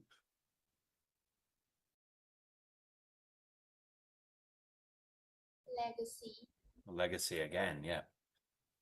She hid her something by pretending not to care what people said about her. Humble. Not humble. Humble is something you are. Vulnerability. Vulnerability, yep. So she didn't want people to know she did care about what people said, so she pretended she didn't. Although he was rich and powerful, he remained a man. Humble.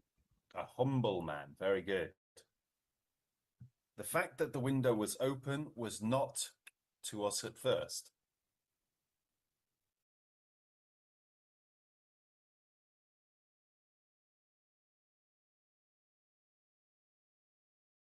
Consolidated. No.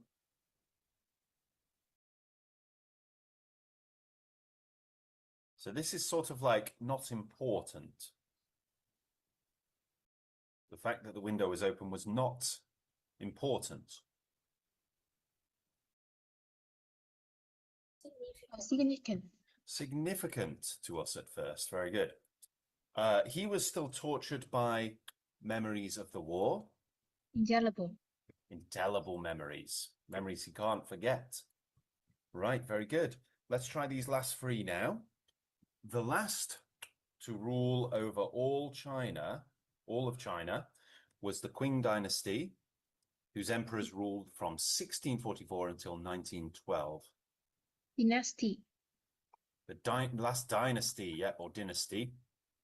The introduction of the term rock and roll, is part of famous disc jockey Alan Freed. Pivotal. Not pivotal. Legacy. The legacy, yep, very good. The thing that he had left behind is this term, rock and roll. The role that he played in the negotiations was... Significant. Yes, but pivotal is better. So it could be significant, but pivotal, because pivotal means that if it wasn't for the negotiations, then it wouldn't have worked. So it says here, little would have been achieved. So it was pivotal that he played this role in the negotiations. Other than price, there is no difference between these products. Significant difference. Fantastic. All right, that's really good, you guys. You're doing really, really well. Now, obviously, there are lots of other games that you can play on here to learn some more of the vocabulary. Okay, so if you do want to learn a bit more, then you can do it that way. We'll finish the lesson there, and we'll continue with that in another lesson. Okay. So before we stop, is there anything else that I can help you with? Anything I can go over with you at all? I think no. Okay. All right, guys. Well, we'll finish there then. And thank you for joining the lesson today. And I'll see you again soon. Bye-bye for now then. Take care. Teacher. Goodbye, teacher. Goodbye, guys. Bye-bye. Goodbye, teacher. Goodbye. Goodbye. Take care. Bye-bye, everyone.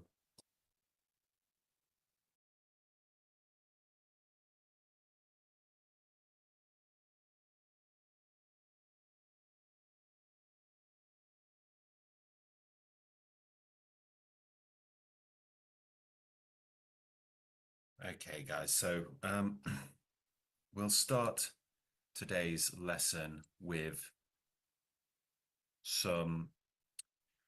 a vocabulary game, okay?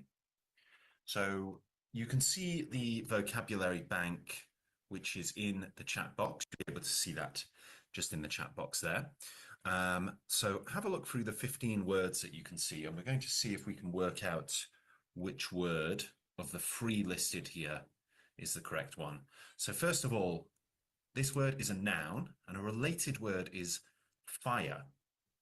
Does anyone have any idea what this word could be? Is it severe, attraction, or illumination?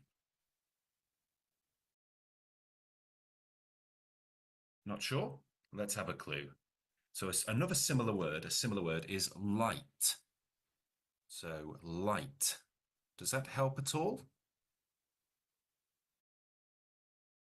So we've got illumination, attraction, and severe. Let's try another clue, shall we? Okay. So an antonym, an opposite word, is ignorance. And let's try the last one. Okay, the definition here, the act of illuminating or the state of being illuminated. So some big clues there. Any ideas, guys? What word we're looking at here?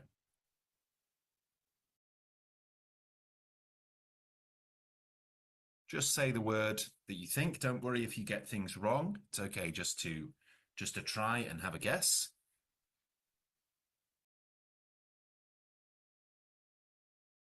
Or if you are a bit shy of talking, just write the word in the chat box.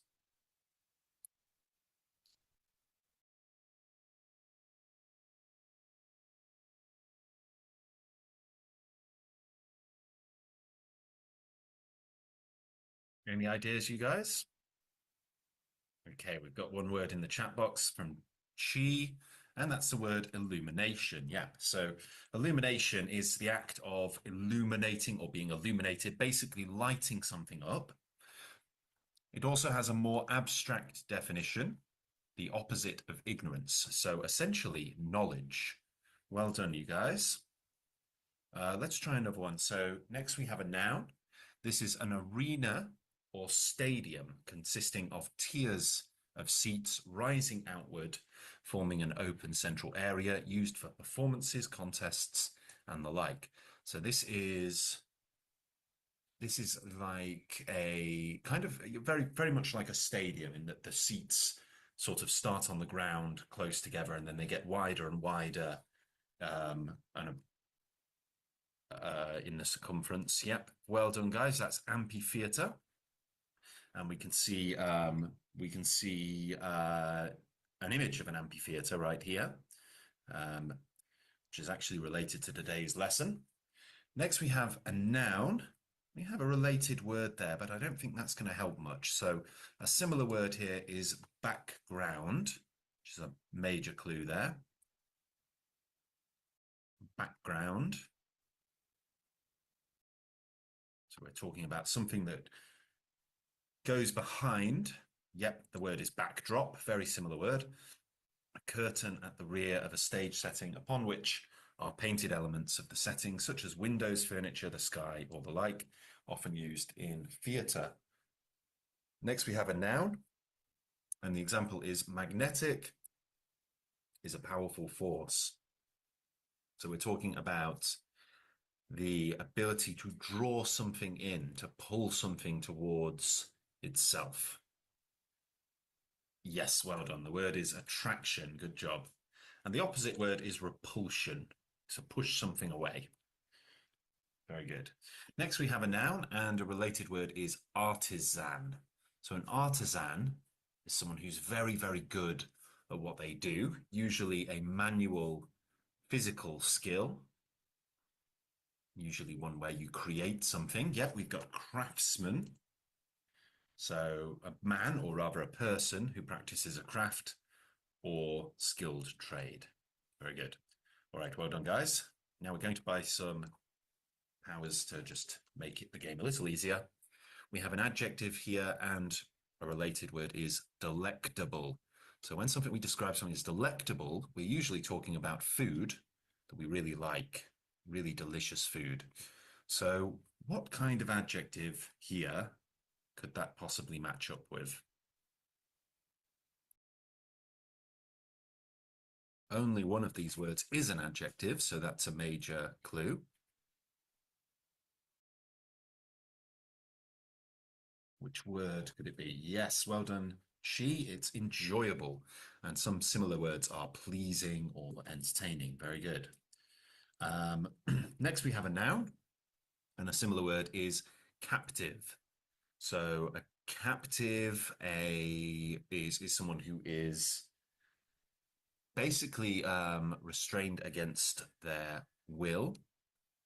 It's a prisoner. Well done. Somebody who is held under close guard or restraint, especially while on trial for a criminal offence, after conviction of a crime, or as an enemy during wartime. Very good. So the example there is the captive in handcuffs was marched into the room. Next, we have a transitive verb, and a related word is maintain. So when we maintain something, we sort of keep it going, keep it working, keep it operable, keep it alive. And the word is, yes, well done, preserve. A similar word is to conserve. And the definition here is to protect from injury, harm, or mishap. Very good. So the example, using this polish will help preserve the wood. Very good. All right, next we have a noun. And the example here is the troops engaged in heavy that day. So what could that mean? The troops engaged in heavy something that day. Combat is right. Yep, combat, fighting, conflict. And the definition here is fighting as between warring opponents. Very good. All right, let's proceed. Next, we have a noun, and a related word is belligerent. Now, belligerent can also be used as an adjective, but in this case, we're talking about a belligerent, as in somebody who is fighting on one side of a war. Let's take a couple away. So we've got the word gladiator or the word complete. So I'm going to tell you guys it's the word gladiator. So a gladiator was a man in ancient Rome who fought, sometimes to the death, not often actually, but sometimes to the death, and usually under compulsion for the amusement of an audience. Okay. All right. Let's take one more reveal. Let's have a look at this next word. It's an adjective. A mechanic needs a something set of auto wrenches. A mechanic needs a something set of auto wrenches.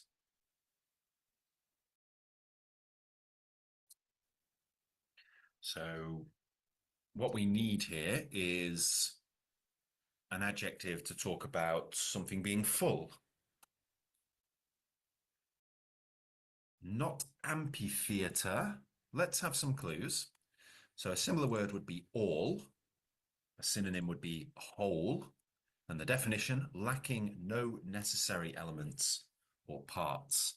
So when something is complete, well done. Very good. A mechanic needs a complete set of auto wrenches. Very good. Next, we have a noun, and a related word is despot. So a despot is, well, somebody who rules absolutely. So let's have some, a similar word is king. Yes, and you guys have worked it out. Emperor, a supreme ruler of an empire. Next, we have an adjective, and a related word is tough. Tough. So let's have some clues for that one. A synonym is rigorous, and the definition, extremely harsh, extremely strict, harsh, or rigid. It's not the word combat, although I can see why you've made that connection. Combat is actually a noun, and this is an adjective. So we're describing a noun. The example here is his father was a judge of his friends.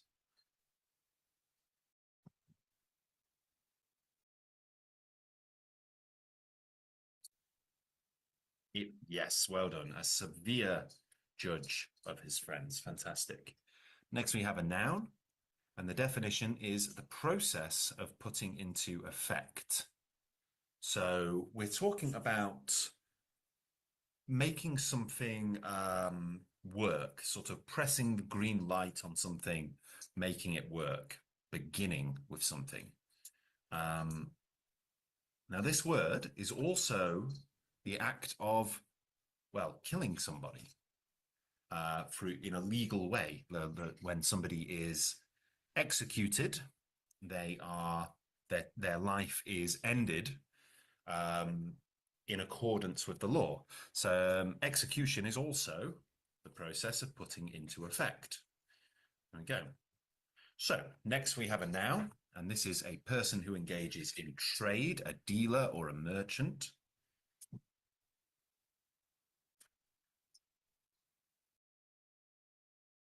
Very good. A trader, a merchant or a middleman. Very good. All right, great stuff, guys. Well done. We're doing well. That's level 4 we're up to. We've finished that now. Now let's try using these words in context. Okay, those are definitions. So let's go through the definitions first, and then we'll try some context stuff. So amphitheater is the answer 1, 2, 3, or 4. You can just write the number. Which one is the correct answer here for amphitheater? Yes, it's an arena or stadium consisting of tiers of seats. Very good. Next, we have attraction. What is attraction? And again, just write the number. You don't have to write out the whole definition. It's the power of attracting, the power of drawing people in. Well done, guys. Next, we have backdrop. So backdrop, what do we mean by backdrop?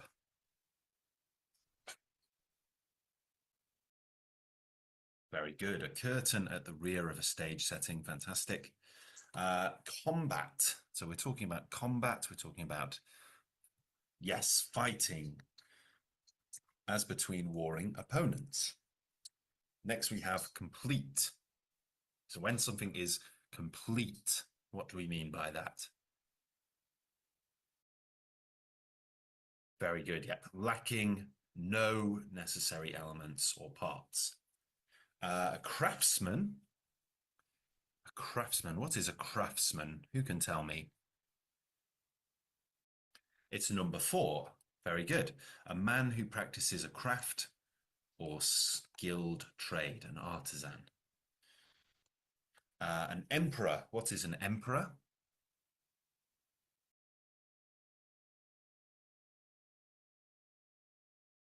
That is the supreme male ruler of an empire. If it's female, we would have the word empress. Enjoyable. What definition goes with the word enjoyable?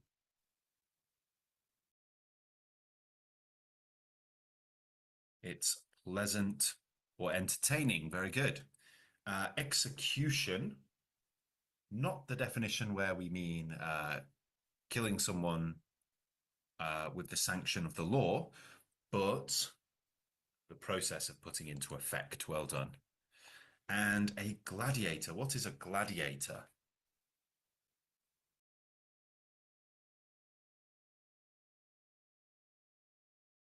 Well done, guys. A man in ancient Rome who fought often to the death and usually under compulsion for the amusement of an audience. Now, I will correct the definition here. The word often is not strictly true. Gladiators didn't often fight to the death, although sometimes they were killed, or but they weren't always killed. They didn't often fight to the death. They did often fight. Illumination. So lighting things up. What do we mean by yes? The act of illuminating, the act of lighting things up, or in many cases, illumination can also mean illumination of knowledge, lighting up the dark areas of ignorance. And then we have this verb preserve. What do we mean by preserve? Very good. To protect from injury, harm, or mishap. Great work, guys. We're doing really well. A prisoner. What is a prisoner? Yes, it's a person held under close guard or restraint, especially while on trial. Severe. What do we mean by severe? It's an adjective. If we describe, yep, very good. If someone's, if a punishment is severe, we mean it's extremely strict, harsh, or rigid. And trader. What is a trader? Someone who engages in trade, a dealer, or a merchant. Very, very good. Okay, fantastic work, guys. And of course, we've done really, really well there. Now let's have a look. So we've got our vocabulary bank here, which you should be able to see. Let's try more here. Okay. Let me just check if this is the game that I want. Fill in the blank.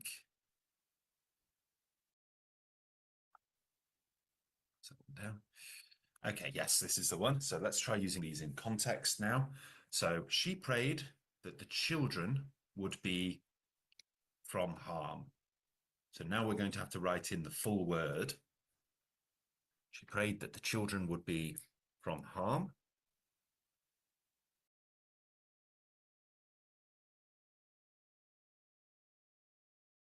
Now you can use the same word more than once in this activity. It's not the word severe. Severe is an adjective. We need a past tense verb, because we can see here this says prayed, which is past tense. Yes, so the word is preserved. Now remember, guys, there might be different forms of the same word, like prisoner and prisoners, or the same word may be used more than once. Next, we have the troops engaged in heavy that day.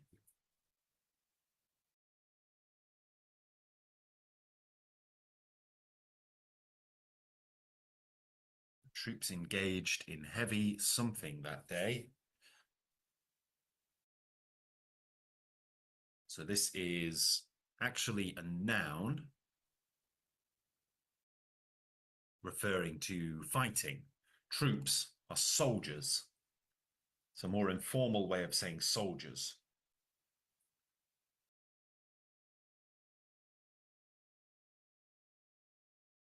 Not sure? Not execution. Let's try number 3. Let's see if we'll come back to that one. So magnetic is a powerful force. So this is the force of drawing things in, pulling something towards. It's attraction. Well done. Magnetic attraction is a powerful force. His father was a judge of his friends.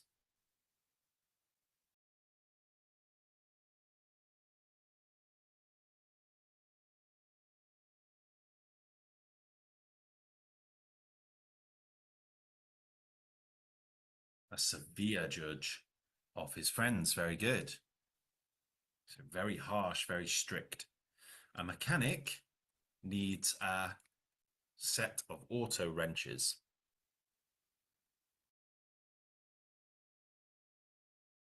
So if you're a mechanic, you need to have all of the tools, not just some of them, but all of them.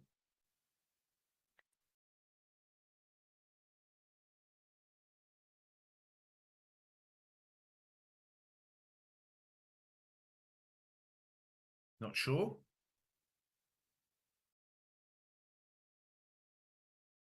We'll come back to that one, okay? It's not execution. Let's try this next one. We're allowed to exercise in the yard. So what group of people are allowed to do exercise in the yard? And this is a plural. It's prisoners. Very good. And we can tell it's prisoners and not prisoner because it's were and not was. Punishment for even small crimes could be in those times.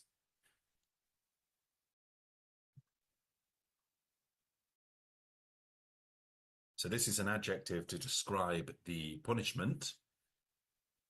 It's not combat. Punishment for small crimes could be combat. So that doesn't really work. Combat isn't often used as a punishment. It has been historically sometimes, but not commonly. What we want really is an adjective, not a noun, to describe the punishment and how bad it was.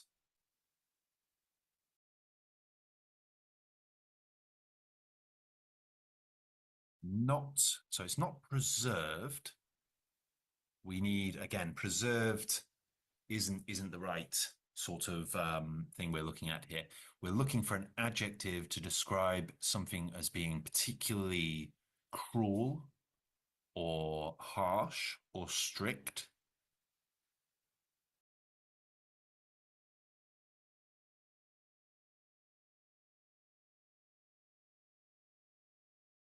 Let's come back to that one. Okay. Number 8, in handcuffs was marched into the room. Now pay attention to this bit. Was marched, not were marched. So that means we need a singular noun. Prisoner. Very good. Next one. The Allied were housed in rough barracks. Now, barracks are like the houses that soldiers stay in temporarily in the army.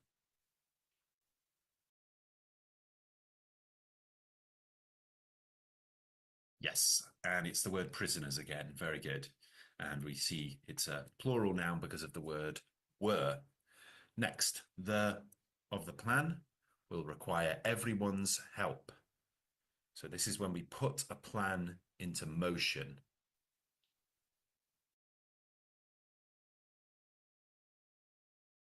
Not complete. Completion of the plan would be okay, but this is not there isn't a word completion up there, so we've just got complete. That's not the one. Execution, well done, is the right one. The execution of the plan will require everyone's help. Right, let's try this one again. So the troops engaged in heavy something that day. The troops engaged in heavy. The word means fighting. Yes, it's combat. Well done. And then a mechanic needs a set of auto wrenches. A complete set of auto wrenches. Very good. Oh, let me put that in properly. Fantastic work, everyone. Oh, well, there's one more. Punishment for even small crimes could be in those days. So we're thinking of cruel punishment, strict punishment, very nasty punishment.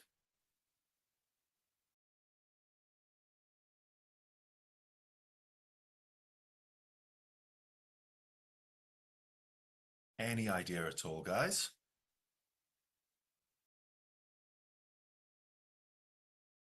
The answer is severe. Severe. We're describing the punishment, the noun punishment, as severe, adjective severe. Okay, let's try the last 4 now.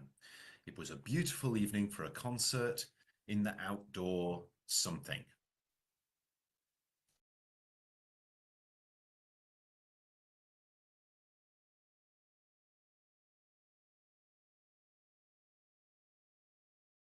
So a concert, it's like a big musical event. Amphitheater, very good. Kind of like a stadium. Using this polish will help the wood. Preserve the wood, very good. Her son had died in combat in Italy, well done. Without giving this information, the report is not complete. Very good. All right, well done, guys. Great job. Now, what we're going to do now is we're going to watch the video about the Colosseum, and it will contain all of the vocabulary words we've just learned. So now we can see them in context once again. on the Stax English IELTS Master Course. So let's watch that from the beginning. And we'll put the subtitles on too.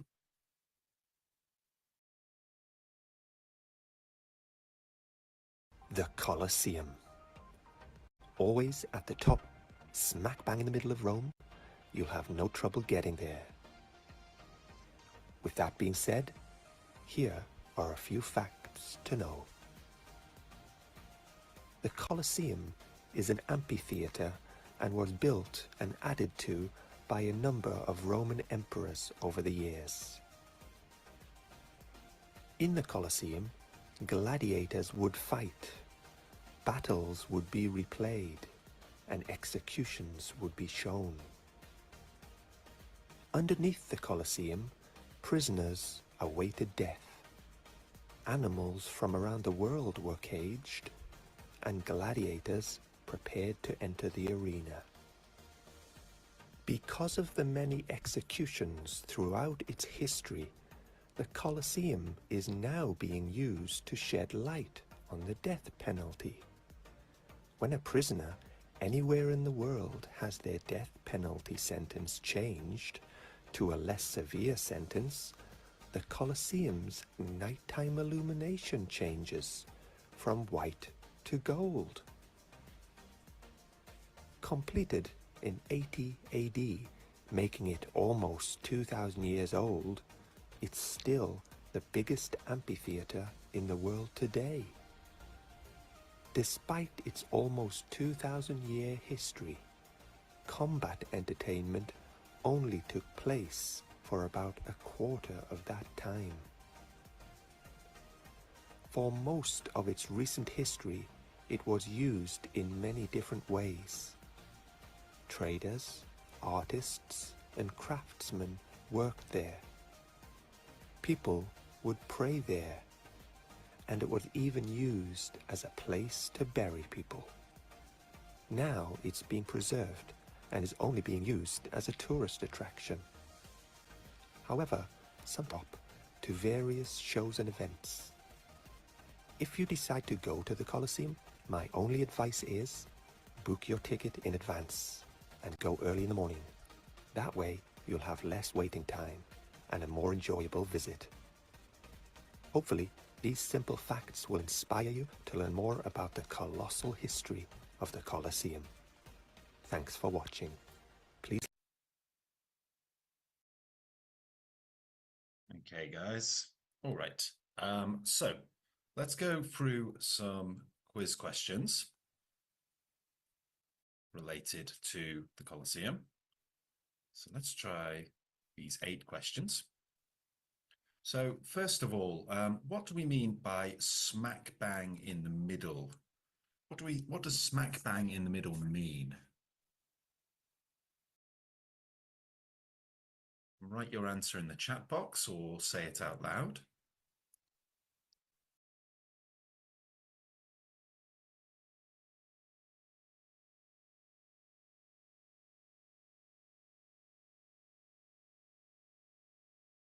So is it nowhere even close to the center, close to but not exactly the middle, or directly in the center? So we can write A, B, or C just to save time.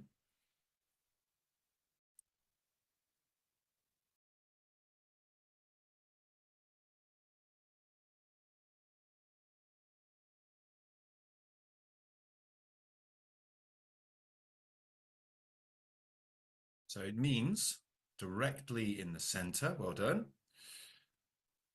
Smack bang in the middle. It's an idiom for directly in the center. You'll have no trouble. What does that mean? Does it mean it will be hard, it will be easy, or it is illegal?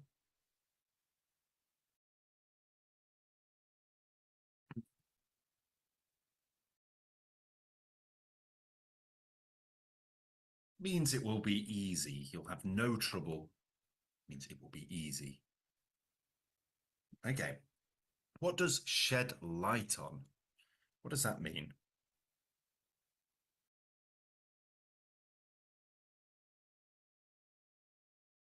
Does it mean A, to reveal more information about something. B, to turn on the light or light a candle. Or to illuminate the shed.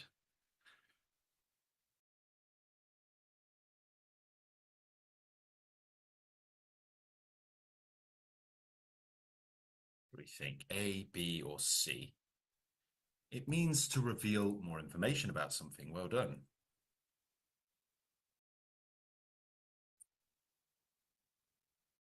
The Colosseum is something many tourists wish to see when they visit Italy. Is that true, false, or not given in the video?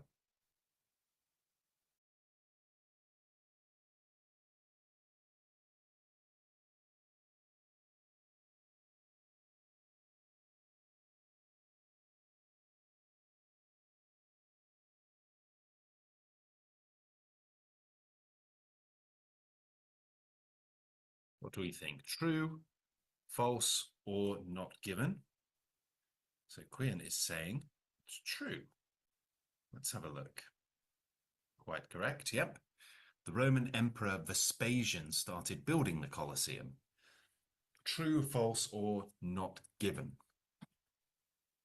Now remember, when we do an IELTS reading test, we have to listen for information that is given or information that is contradicted and directly said to be false, or we also ought to check whether the information is there at all, any information about it.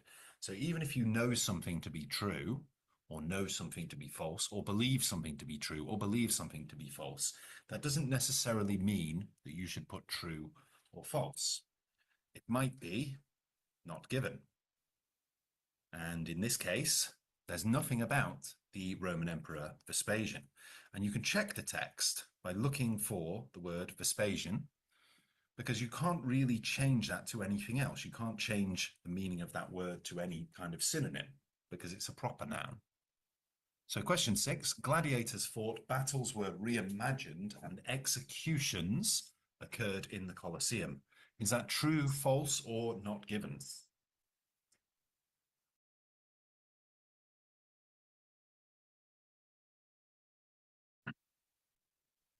True is the correct answer. Well done. Underneath the Colosseum, prisoners were free to go, waited to be executed, or prepared for battle.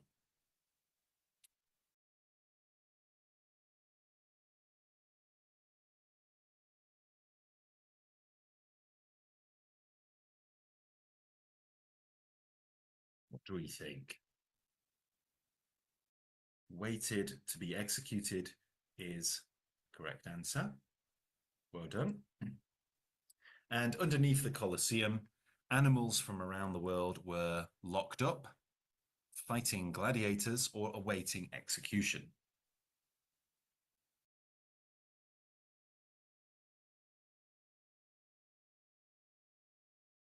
Yes, animals were locked up. Well done.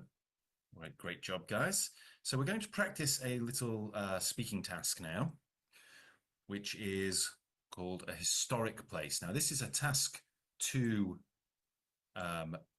practice test. So with task 2 in the IELTS speaking test, you have to speak continuously for 1 to 2 minutes.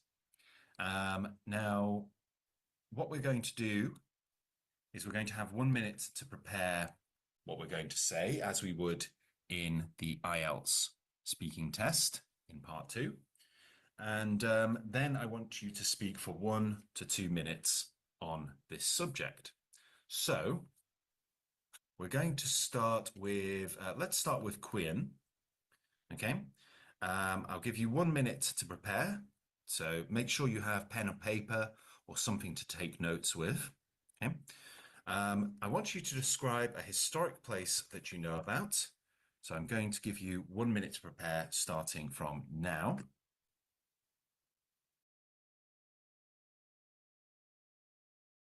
Okay, if you could begin speaking now. Okay. The Colosseum, also known as a Flavian amphitheater, is an enduring symbol of the Roman Empire grandeur and complexity.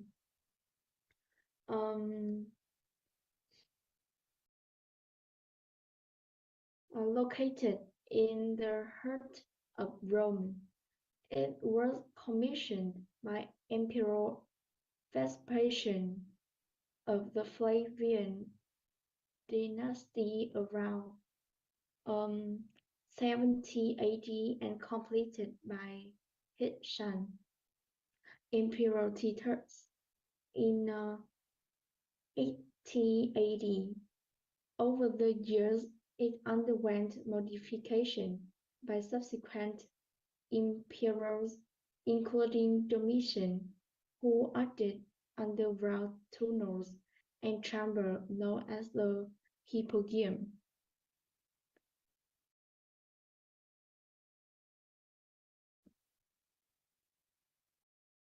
Okay, so Quian, the aim of part two is to be able to speak about the subject that's presented in your own words. Okay, so what I believe it sounded like you were doing there was reading from a text, and that's not really what we're looking for in the IELTS test. Obviously, when you go into an IELTS speaking test, you will not be allowed to take anything with you, which you will just have the 1 minute provided to make some notes about what you're going to say.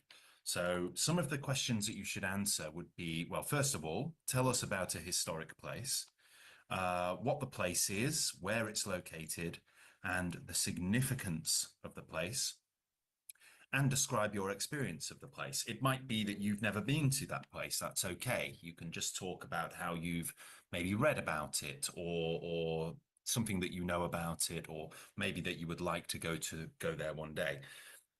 What we want to avoid when we're doing the IELTS speaking test, we want to avoid rehearsed answers, okay? So we never know really what we're going to get. We can't be 100% sure what we're going to get. So trying to rehearse an answer for an IELTS speaking test is not going to work, really. So what we want to do ideally is just to talk about a place continuously for 1 to 2 minutes, answer some questions about it, and not I don't want you to sort of look something up and read it to me word for word, because it's quite clear to an examiner when someone is doing that, because there will be, first of all, the grammar is usually flawless, but not just flawless in a way that it's spoken flawlessly, that it appears to be written flawlessly as well. And it comes up, the speaking itself comes off a little bit unnatural, because it is quite clear that the person is reading it, you understand, and they may use terms which they don't fully know. It doesn't really work, because once you get onto part 3, it isn't just you speaking, it will be the examiner speaking as well, and it will be a bit more conversational. And at that point, the examiner may ask you questions about things that you've spoken about, and if you're not entirely familiar with it, it will betray the idea that it will betray the fact that you've rehearsed an answer. So we want to avoid rehearsed answers. Okay, so let's try this again. This time let's try it with Chi. So Chi, I would like you to describe a historic place that you know about. You should say what the place is, where it is located, and what is the significance of the place, and your experience of the place. Okay, so I'll give you a minute to prepare, Chi, and you can take some notes. Your minute starts now, okay? Okay, so if you could begin speaking now, please. Yes. I think a historic place that I know about is Lam Kinh Historical Site, and it's located in Thanh Hóa Province, Lam Sơn Town. I think it is so important with our traditional, because this is one of the historical villages of Thanh Hóa with a long history. It's commemorate the matrix of heroes who came before, and the experience when I come here is everything is so historical. I can see the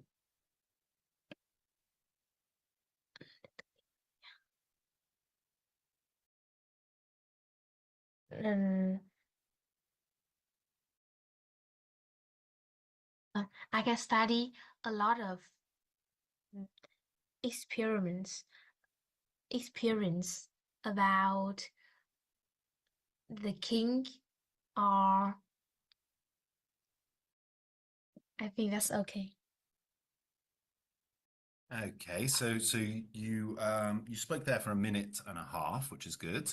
Ideally, we want to try to get up to that 2 minute mark, but you can see there that she you self-corrected a number of times. You made sure that you were talking in the past tense where necessary, and you were able to go through all of the questions that are presented. So you're doing well there, Chi.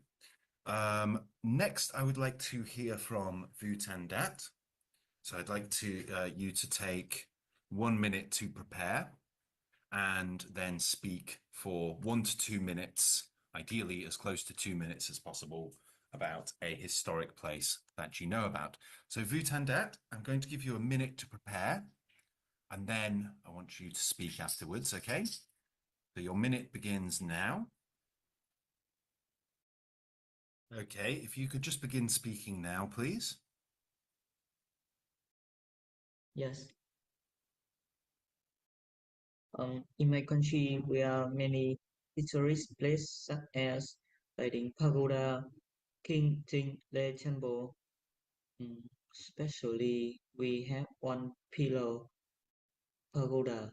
It has been around for 1,000 years, and it is the part of Hanoi. Every every year, there are there are many domestic and foreign tourism coming here. It helps Vietnam tourism becomes more popular and um, trending. In short, Pillar Pagoda is symbol of Hanoi and Vietnam. Um, in in the future, me and families will go to Hanoi and I go to here. Yes.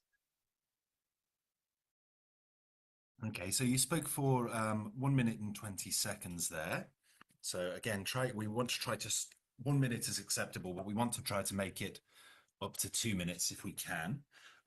You have to be careful, Vutandat, with your prepositions, your use of plurals, putting the S's on the present simple when necessary, and use of articles as well. So remember things like a and the, and correct usage of verbs when you're using the present simple, like he goes, it goes, she goes, or we go, they go, you go, and I go. So that might be something to review. Use of the correct tenses as well, and prepositions, words like of and in and at. Okay. All right, guys. So well done there. Well done for practicing the speaking. Okay. Let's just close that quickly. 1 moment. Okay. Okay. What we're going to do now is we're going to have a look at just something we're going to do conversationally. Now, this is a writing task, but we're going to just talk about it a little bit. Okay. So what we've got here is a prompt. Some people think that learning about history is a waste of time, while others believe it is essential. So we're going to discuss both sides of the argument and give our opinion. So let's go back let's start with Vutandat this time. So Vutandat, what do you think about this? Some people think that learning about history is a waste of time. What do you think? Just briefly.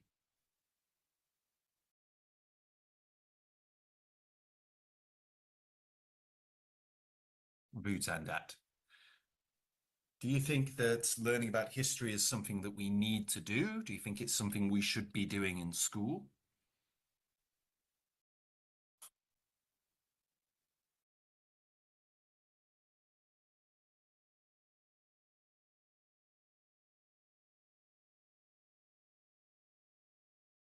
Vutandat, I need you to answer the question.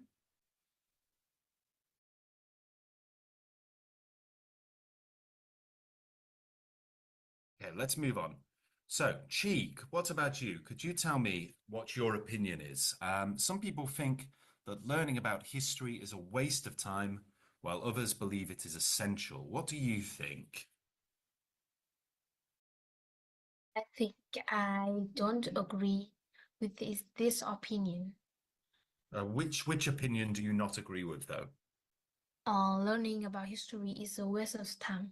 So you don't agree that learning about history is a waste of time. Why do you think it's not a waste of time? Because I think that if you learned history, you can know a lot of things that your I can describe this. Okay, so something that might help you here is you've made your opinion clear, and what we want to do really is provide facts, evidence, examples to justify your opinion. So you've said that history is not a waste of time. Learning about history is not a waste of time, and you were giving me some reasons why that is. Okay, so let's continue with that. So what can we learn from history?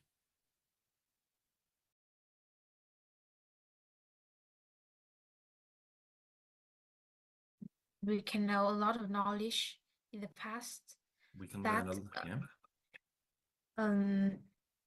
We can know a lot of knowledge in the past that can help us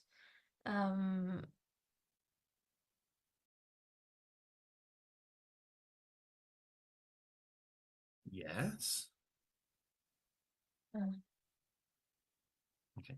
So we can learn a lot of knowledge from the past that can help us today to quite often we can learn mistakes that people have made in history, and we can use that as a blueprint to avoid making the same mistakes again. Thank you, Chi. Quinn, what is your opinion on this? Some people think that learning about history is a waste of time, whilst others believe it is essential. What do you think? Mm, um,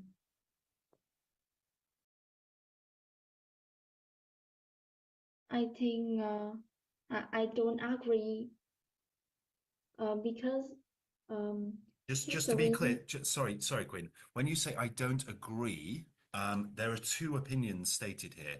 Do you disagree that it's essential, or do you disagree that it's a waste of time? So we have to be clear on which opinion we're supporting and which opinion we are disagreeing with. I don't agree with some people think that learning about history is a waste of time. I don't agree that learning about history is a waste of time. Okay.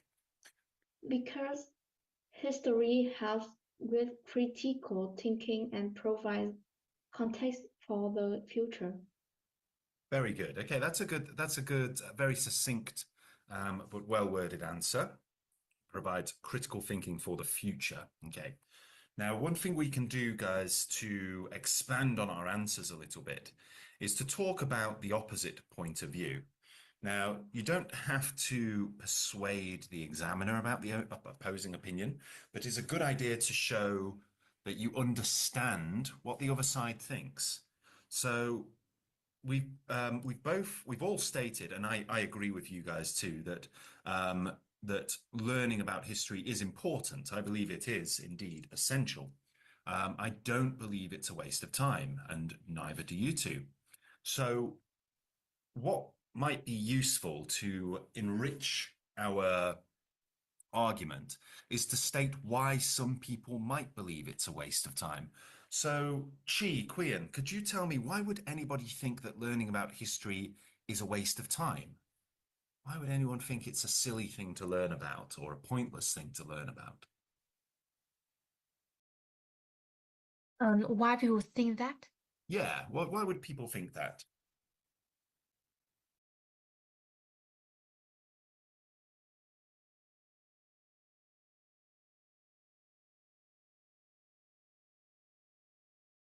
So for me, I can venture one answer.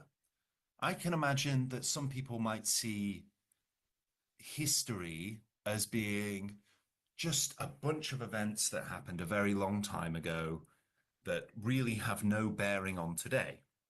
And it's very easy to see that because if you go back 1,000 years and we talk about English history, we could talk about 1066, the Norman invasion and the Battle of Hastings, and William the Conqueror crossing the Channel and all of that. And people think, why was that important? Why does that even matter? Who cares what happens? It wouldn't matter who won the Battle of Hastings. Everything would still more or less be the same. That's probably what some people would think. I personally believe they're very wrong. I think that every event in history has had some sort of effect on what we have today. And it's very important to learn about history so that we can understand why things are the way they are today. But I can understand why some people might see it as being a waste of time or not relevant to their individual lives. What would you say, Quian? Why do you think anyone might think learning about history could be a waste of time? I think it doesn't solve current problems. Focus on memorization and seem irrelevant and seem irrelevant to modern skill like technology or business. Very good. Yeah, so that's another strong argument for why learning about history is a waste of time, because people might say, why am I learning about something that happened 1,000 years ago? I want to learn about something relevant to my life right now. So that's another good argument to state the opposing point of view. Yeah. All right, guys, we're going to have to finish there. So is there anything else I can help you with or anything I can go through with you before we finish? I think no. Okay. No. All right, guys. Well, if you need anything, send me an email or message me, okay? All right. Bye-bye for now, guys. Bye-bye. Bye teacher. Bye-bye. Goodbye, teacher. Bye-bye, everyone. Take care.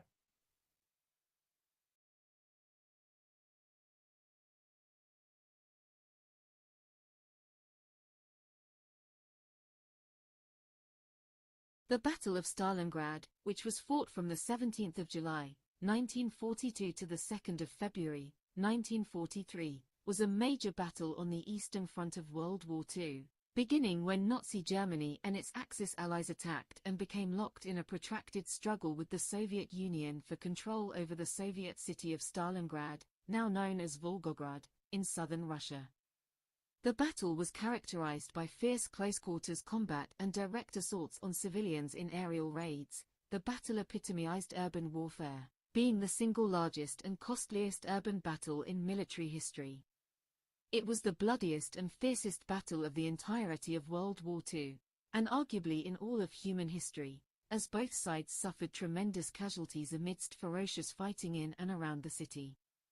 The battle is commonly regarded as the turning point in the European theatre of World War II, as Germany's Oberkommando der Wehrmacht was forced to withdraw a considerable amount of military forces from other regions to replace losses on the Eastern Front. By the time the hostilities ended, the German 6th Army and 4th Panzer Army had been destroyed and Army Group B was routed. The Soviets' victory at Stalingrad shifted the Eastern Front's balance of power in their favor, while also boosting the morale of the Red Army.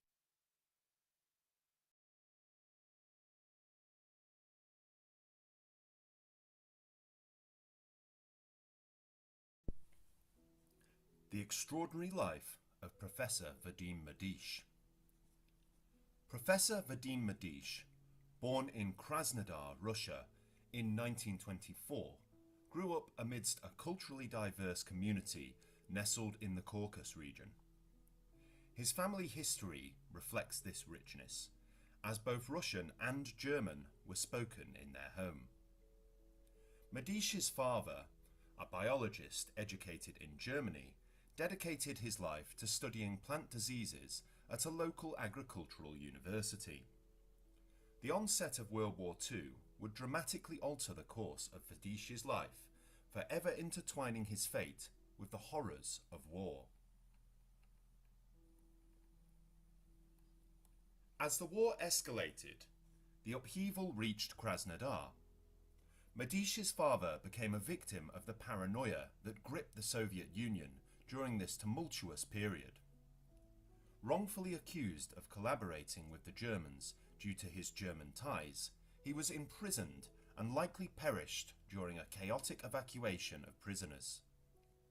This family tragedy marked a profound shift in Medish's life. Soon after completing high school, he was drafted into the Red Army in 1941. At just 17 years old, Medish found himself fighting in one of the war's pivotal battles, the Battle of Stalingrad. This 8-month-long siege was fraught with brutality, confusion, and desperation. After serving 6 months on the front lines, he was captured by the German forces. As a prisoner of war, Medish faced the grim realities of captivity, working on labour projects that involved converting Russian railway tracks to the German gauge. His proficiency in both German and Russian became a crucial survival tool. It not only allowed him to navigate the dangers of being a prisoner, but also secured his place in the Labour Battalion, where he contributed to the war effort by modifying essential infrastructure. As the tides of war turned, and the German forces began their retreat from Soviet territory in 1944, Medish experienced a shift in circumstances. Declared a potential traitor in his homeland due to his German heritage, he was integrated into the German army, serving under duress as they faced mounting losses. As World War II came to a close in 1945, Medish was eventually released from captivity. However, his return to a changed Russia, where suspicion against him loomed, was not possible. In search of a fresh start, Medish immigrated to the United States in 1949. Shortly after his arrival, he was once again drafted, this time to fight in the Korean War. With resolve and resilience, he navigated life in a new country, forging a path that allowed for healing and growth. Settling in Washington, D.C., Medish built a new life, marrying and raising a family. His son, who has followed in his father's intellectual footsteps as a writer, has taken it upon himself to chronicle Medish's life and his remarkable journey. Portions of his father's story have been published in prestigious outlets such as the Washington Post, showcasing the resilience of a man who endured so much. Today, Professor Vadim Medish represents a bridge between different worlds, embodying both the anguish of war and the hope for a better future. Residing in Washington, D.C., surrounded by his son and several grandchildren, he continues to reflect on his past, sharing his experiences to educate others about the complexities of war and the human spirit. His life, marked by trials and triumph, serves as a powerful testament to survival, resilience, and the enduring bond of family across generations. Vadim Madish's story is not just a narrative of conflict, it is a profound journey of identity, belonging, and the unyielding quest for peace, making him a vital part of the historical tapestry that shaped the 20th century and continues to influence the present.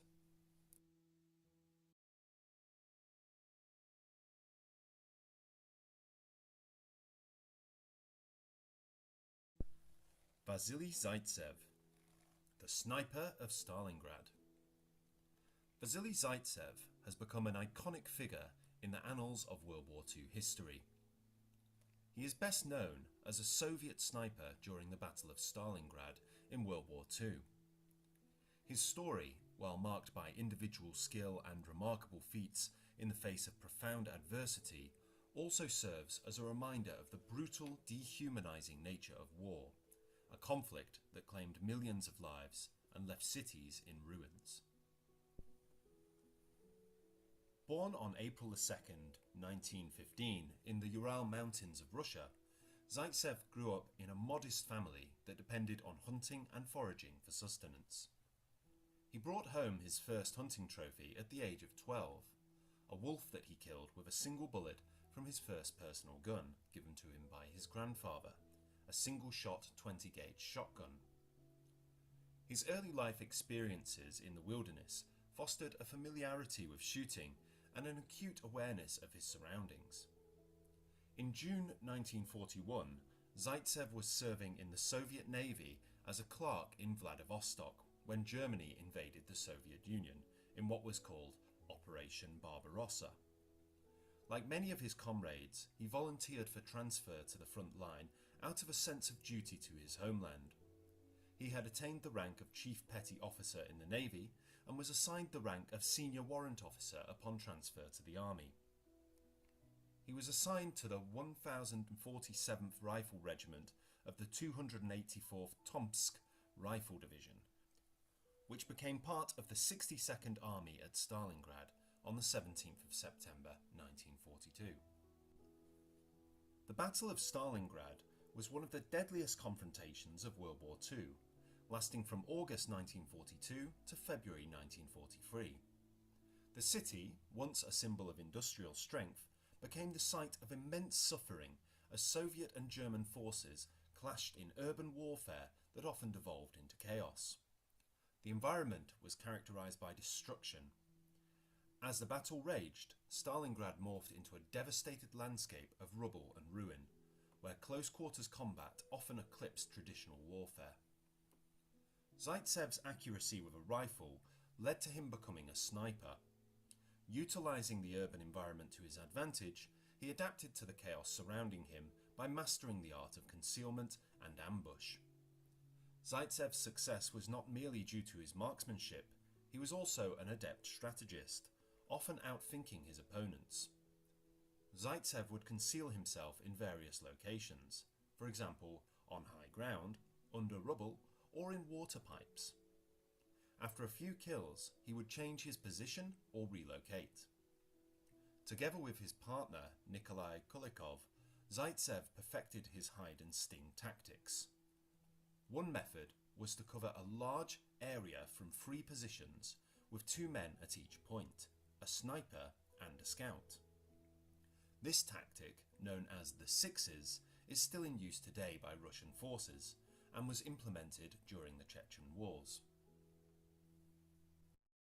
As Zaitsev arrived in Stalingrad, he was thrust into a nightmarish landscape.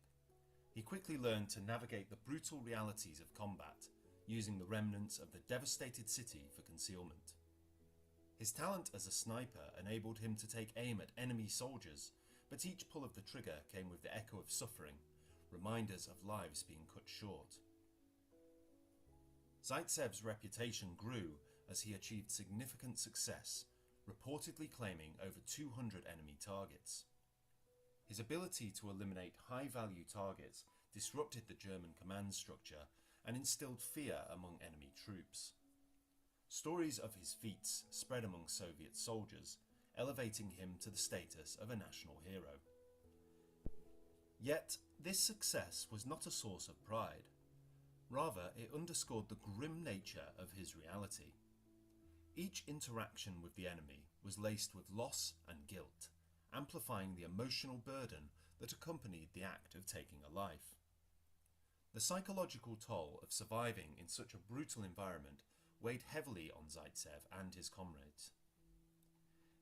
It is believed, though not confirmed, that Zaitsev was engaged in a tense standoff with a rival German sniper at Stalingrad.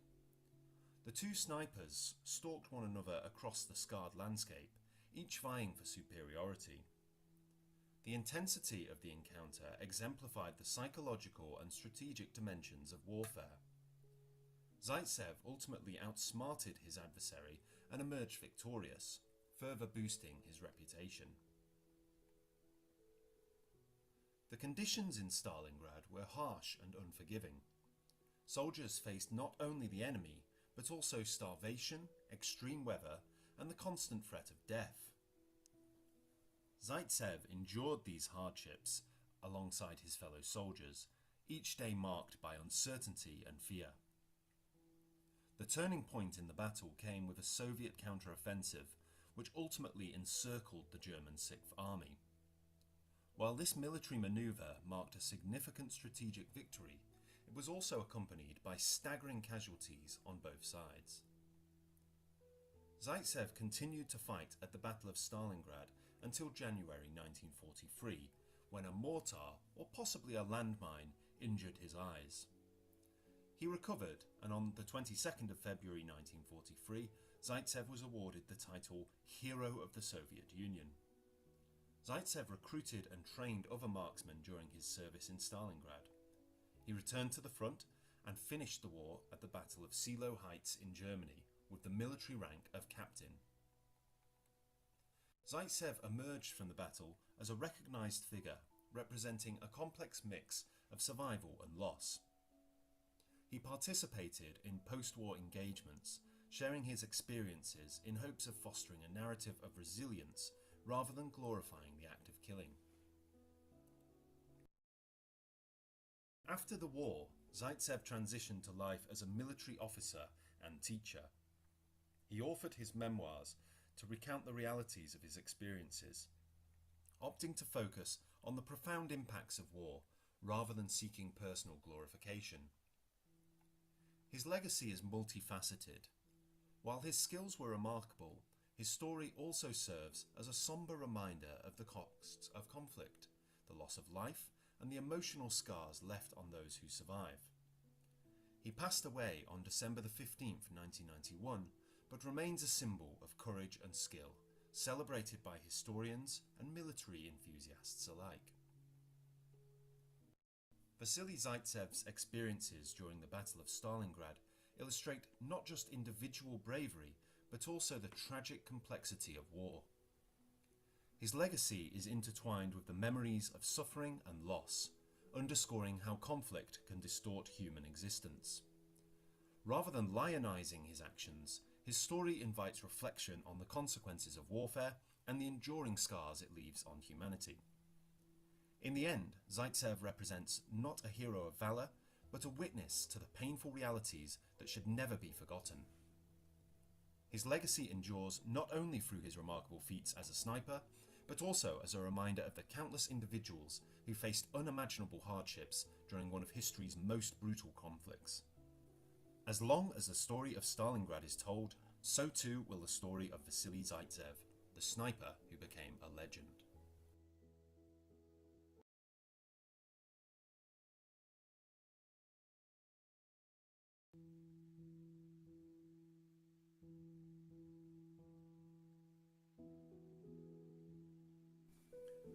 Friedrich Paulus, the rise and fall of a German general at Stalingrad. Friedrich Paulus, a German general during World War II, is best remembered for his pivotal role as the commander of the Sixth Army during the infamous Battle of Stalingrad. His leadership and the circumstances of his surrender marked a turning point in the war, forever etching his name in the annals of military history. Born on the 23rd of March 1890 in Würzburg, Germany, Friedrich Paulus grew up in a military family and developed an early interest in the armed forces. He joined the German army in 1910 and served with distinction during World War I, where his organisational skills and leadership abilities quickly garnered attention. By the end of the war, he had risen through the ranks, serving in various staff positions that further sharpened his strategic acumen. Following Germany's defeat in World War I, Paulus remained in the newly formed Reichswehr, the Weimar Republic's military. Despite the limitations imposed by the Treaty of Versailles, he continued to build his career, demonstrating his competence in planning and logistics. His experiences during this period laid the groundwork for his future assignments during World War II. As World War II erupted, Paulus's talent did not go unnoticed.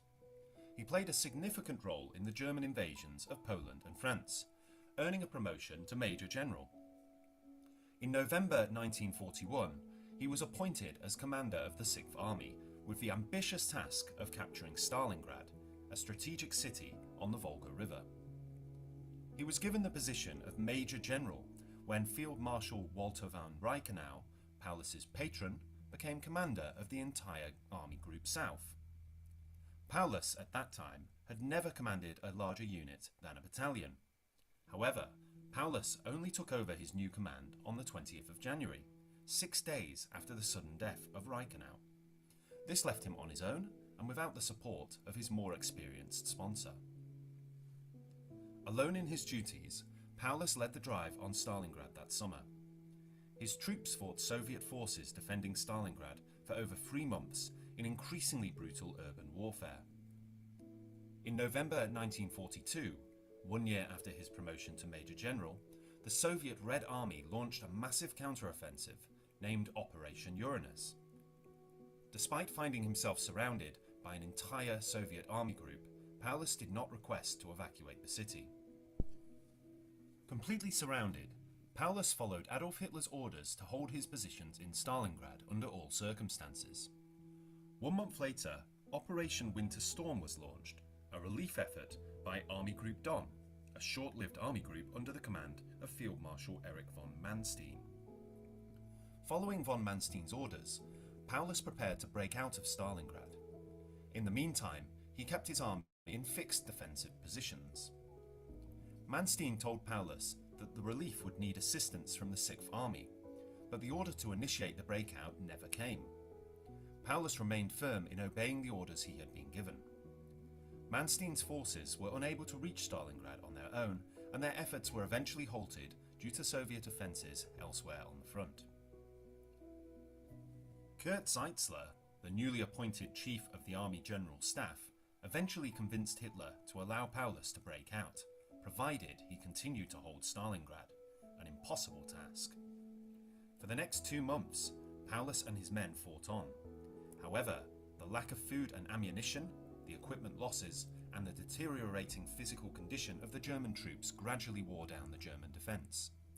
With the new year, Hitler promoted Paulus to Colonel General.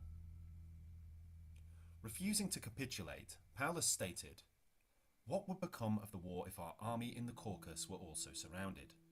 That danger is real. But as long as we keep on fighting, the Red Army has to remain here. They need these forces for a big offensive against Army Group A in the Caucasus and along the still unstable front from Voronezh to the Black Sea. We must hold them here to the last so that the Eastern Front can be stabilised. Only if that happens is there a chance of the war going well for Germany." On the 7th of January 1943, General Konstantin Rokossovsky, commander of the Red Army on the Don Front, called a ceasefire and offered Paulus's men generous surrender terms, including normal rations, medical treatment for the ill and wounded, and permission to retain their badges, decorations, uniforms, and personal effects. As part of his communication, Rokossovsky advised Paulus that he was in an impossible situation. Paulus requested permission from Hitler to surrender.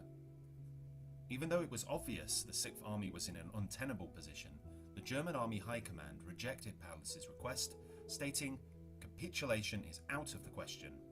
Every day that the army holds out longer helps the whole front and draws away the Russian divisions from it.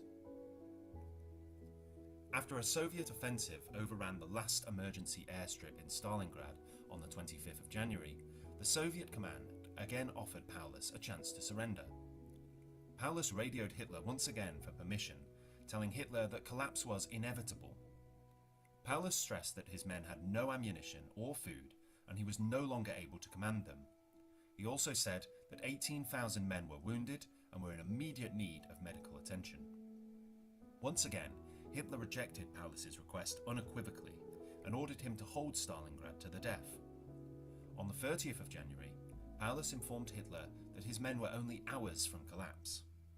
Hitler responded by handing out field promotions to Paulus's officers, an attempt to restore morale and bolster their will to hold their ground. Most significantly, he promoted Paulus to Field Marshal, the same title held by Walter von Reichenau just over a year before. But the title came with a morbid implication. In deciding to promote him, Hitler noted that there was no known record of a Prussian or German field marshal ever having surrendered. The message was clear. If Paulus allowed himself to be taken alive, he would shame Germany's military history. Paulus was to commit suicide. Paulus and his staff surrendered on the morning of 31st of January 1943. The events of that day were recorded by Colonel Wilhelm Adam in his personal diary. January the 31st, 1943, 7 a.m. It was still dark, but day was dawning almost imperceptibly. Paulus was asleep. It was some time before I could break out of the maze of thoughts and strange dreams that depressed me so greatly. But I don't think I remained in this state for very long. I was going to get up quietly when someone knocked at the door. Paulus awoke and sat up. It was the HQ commander. He handed the Colonel General a piece of paper and said, "Congratulations, the rank of Field Marshal has been conferred upon you." The dispatch came early this morning. It was the last one. One can't help feeling it's an invitation to suicide. However, I'm not going to do them such a favour, said Paulus after reading the dispatch. Schmidt continued, "At the same time, I have to inform you that the Russians are at the door." With these words, he opened the door, and a Soviet general and his interpreter entered the room. The general announced that we were his prisoners. I placed my revolver on the table. "Prepare yourself for departure. We shall be back for you at 9 o'clock. You will go in your personal car," said the Soviet general through his interpreter. Then they left the room. I had the official seal with me. I prepared for my last official duty.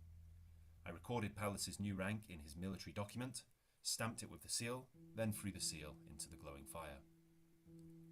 The main entrance to the cellar was closed and guarded by the Soviet soldiers.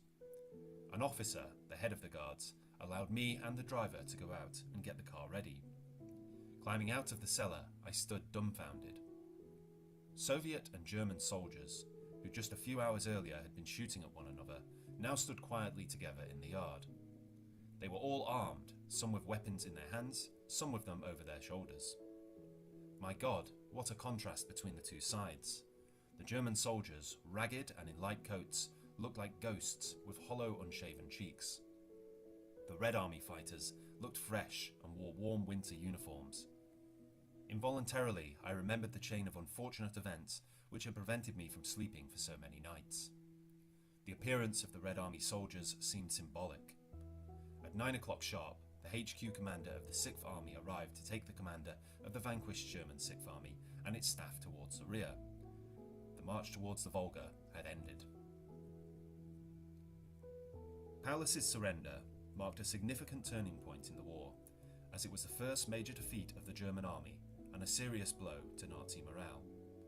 It also symbolised a shift in the momentum of the war in favour of the Soviet Union. On the 2nd of February 1943, the remainder of the 6th Army capitulated. Upon finding out about Paulus's surrender, Hitler flew into a rage and vowed never to appoint another field marshal again. In reality, he went on to appoint another 7 field marshals during the last 2 years of the war. Speaking about the surrender of Paulus, Hitler told his staff, "In peacetime Germany, About 18,000 or 20,000 people a year chose to commit suicide, even without being in such a position. Here is a man who sees 50,000 or 60,000 of his soldiers die defending themselves bravely to the end. How can he surrender himself to the Bolshevists? During his captivity, according to General Max Pfeffer, Paulus said, "I have no intention of shooting myself for this Bohemian corporal." Paulus also forbade his soldiers from standing on top of their trenches in order to be shot by the enemy. Shortly before surrendering, Paulus sent his wedding ring back to his wife on the last plane departing his position. He had not seen her since 1942 and would never see her again, as she died in 1949 while he was still in captivity. After his capture, Paulus was held as a prisoner of war by the Soviets. Throughout his captivity, he reflected on the events that had transpired and became increasingly critical of the Nazi regime. Upon his release, he settled in East Germany, where he lived until his death on February 1st, 1957, in Dresden. In his later years, Paulus published writings that detailed his experiences during the war, offering a valuable perspective on the strategies employed and the realities faced by soldiers. His memoirs provided insight into the complexities of warfare and the psychological toll it exacted on commanders and troops alike. Friedrich Paulus remains a complex figure in military history. Some view him as an able commander caught in a no-win situation, while others criticize his execution of the campaign and his decision to surrender. His experiences at Stalingrad not only highlight the devastating impact of war, but also serve as a reminder of the consequences of strategic miscalculations. His writings and the lessons learned from his command continue to be studied by military historians and students of warfare, ensuring that his legacy endures as a cautionary tale of ambition, strategy, and the harsh realities of battle. Friedrich Paulus's life is a testament to the tumultuous times of World War II. His rise through military ranks, the challenges he faced at Stalingrad, and his reflections on warfare paint a vivid picture of a soldier caught in the depths of one of history's most brutal conflicts. As we continue to study the events of this era, Paulus's story serves as an enduring reminder of the complexities of leadership and the often unpredictable nature of war.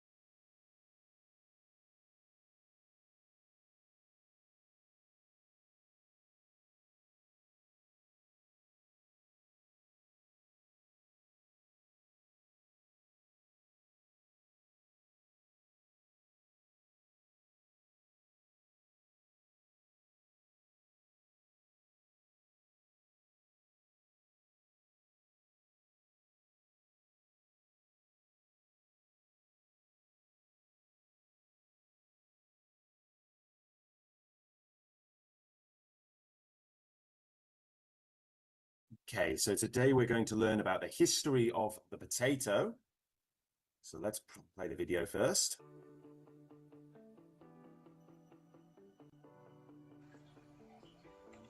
The potato is a ubiquitous part of the global diet. It has reached all parts of the world and touched almost every culture in some form or another.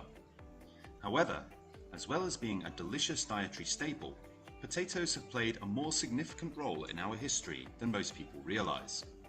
In fact, without the potato, modern civilization as we know it might not even exist. The potato was first cultivated by ancient Peruvians in South America. The Incas used potatoes as a primary food source to fuel their working class as they built and farmed their terraced fields, mined the Rocky Mountains, and created the sophisticated civilization of the great Incan Empire. The potatoes contained high levels of proteins and carbohydrates, as well as essential fats, vitamins, and minerals, making them a perfect nutritional source for the Inca people. However, when Spanish sailors first brought potatoes back to Europe, they were met with hesitation, as Europeans considered them tasteless and odd-looking. Europeans were used to eating grains like wheat and barley, and the potatoes were not widely accepted initially, though some grew them as ornamental plants. It took a few hundred years for potatoes to become a major part of European cuisine and for people to discover their nutritional value. Fortunately, beginning in 1750, inexpensive and nutritious potatoes helped peasants become more food secure. This increased food production and improved nutrition brought about by the potato helped to boost population growth in many parts of Europe.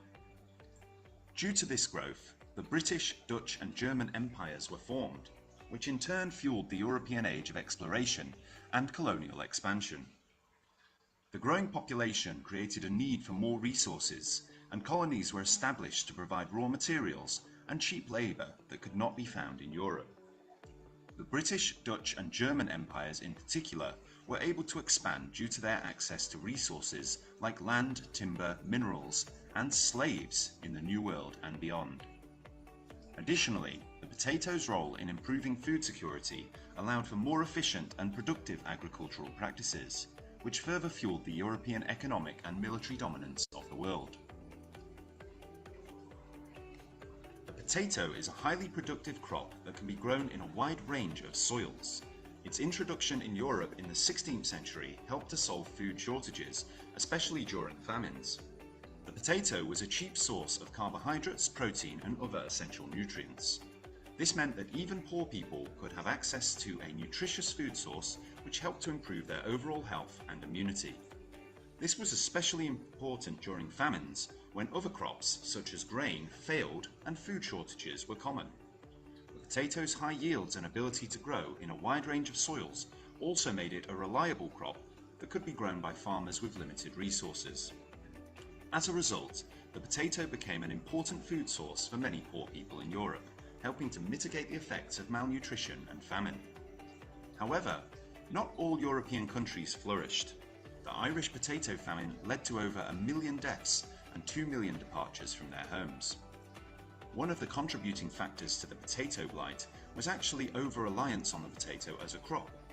Providing more calories per square metre of farmland than any other crop, it goes without saying that monocultures of potatoes began to pop up everywhere. Monocultures of potatoes, where large areas of land are dedicated solely to growing one crop, are particularly susceptible to disease outbreaks because any pathogens that take hold in the crop can easily spread from one plant to another. This is because the genetic uniformity of these crops means that all the plants are equally vulnerable to the disease, and there are no plants with genetic resistance to help stop spread of disease.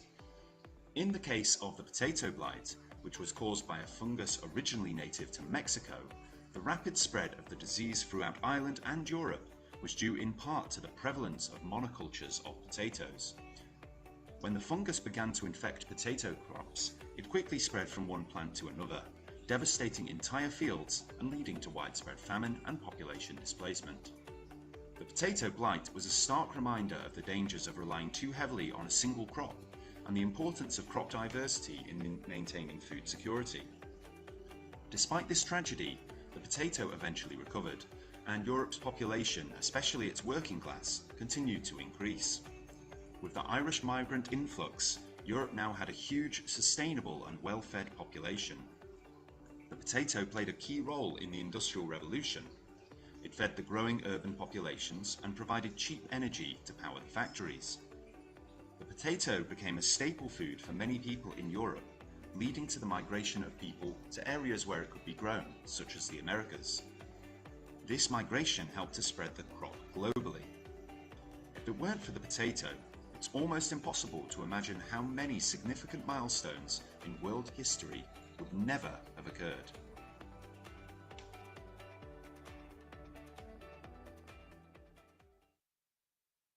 Okay guys, so a little bit about the history of the potato there. Now, we've got a transcript to read through here, which is everything that was just covered in the video. But before we do that, what I want us to look at is the vocabulary bank. So we've got lots of new words to learn here related to the history of potatoes. So I'm going to share these words with you in the chat box. So just bear with me one moment.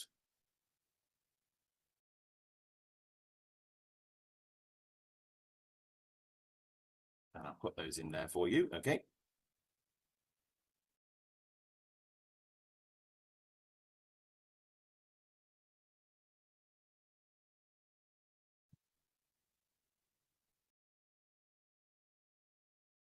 And you can use these later, or we can use these to actually play the games that we're going to play quite soon.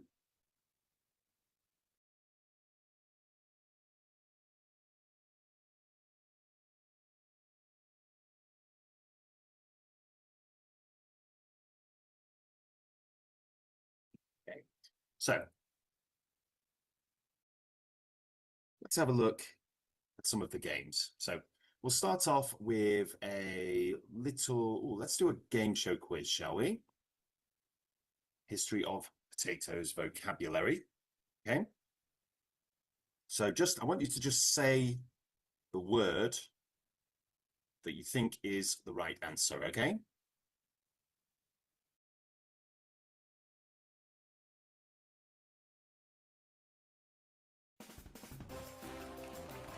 You can also write it down if you prefer. That's no problem. All right, let's begin. So, existing or being everywhere at the same time. What word could this be? Any idea? Ubiquitous. It's ubiquitous. Yeah, ubiquitous. Ubiquitous. Yes. So when we say that potatoes are ubiquitous, it means that they exist everywhere. Pretty much every country, I believe, has potatoes. Next, we have the kinds of food that a person, animal, or community habitually eats. Diet. Diet, very good. So when we talk about the diet of a group of people, we're talking about the food they tend to eat. So rice or potatoes or wheat. Next, let's have a look. To prepare and use land for crops or gardening. Cultivate. Cultivate, very good. Cultivate. Fantastic. That's great stuff. You're doing really well.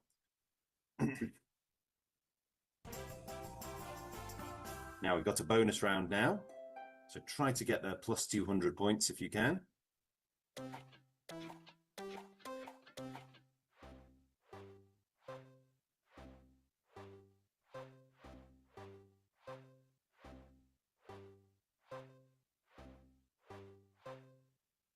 So A, B, C, D, or E.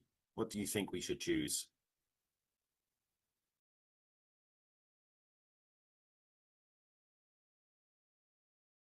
What do you guys think? A, B, C, D, or E? C. Let's try C. 100 points. Well done. Fantastic.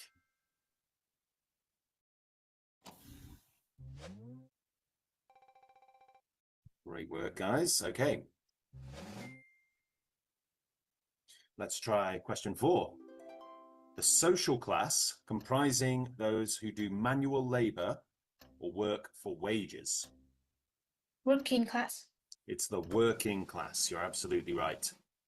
Very good. Working class people.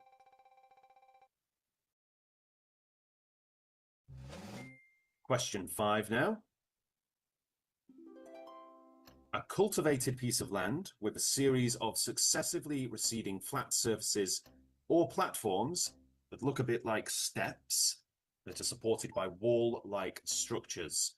Now you'll see these in rice when we grow rice paddies. Terraced fields is absolutely right. And we have lots of terraced fields in Asia for growing rice because it keeps the water at the same level. And if the water gets too high, it just flows into the next level. Developed to a high degree of complexity or refinement. This is an adjective. Sophisticated. Sophisticated, very good. Sophisticated. Fantastic.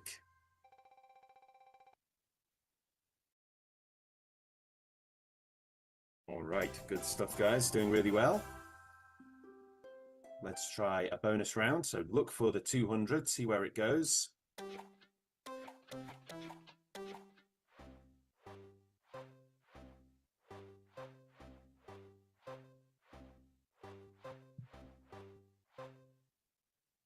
Okay, so A, B, C, D, or E?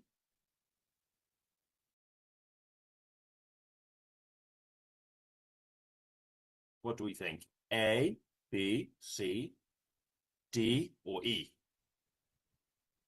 D. D. Oh, this means the next round is going to be triple speed. So it's going to be very, very fast now. So just try your best. Okay. The largest empire in pre-Columbian America, which was centered in Peru and was conquered by the Spanish in the 16th century. Incan Empire. The Incan Empire. Well done. Good stuff, guys. Well done.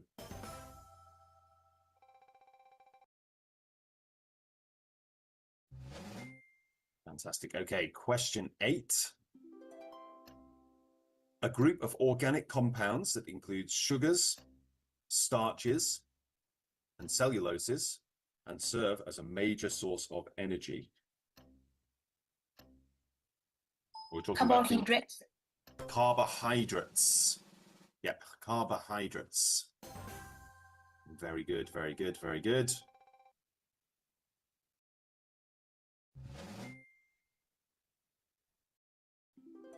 All right. Relating to the process of providing or obtaining the nourishment necessary for growth, health, and good condition. So this is an adjective. Nutritional. Nutritional, very good. Nutritional is right. Nutritional. Fantastic. Okay. Doing very well. Remember to look for the plus 200.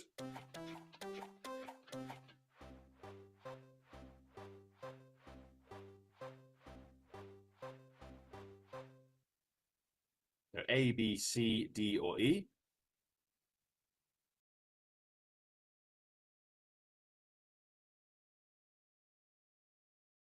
What do you think? B. B. Let's try B. Well done. We've got the plus 200. Fantastic. All right. Great job, guys.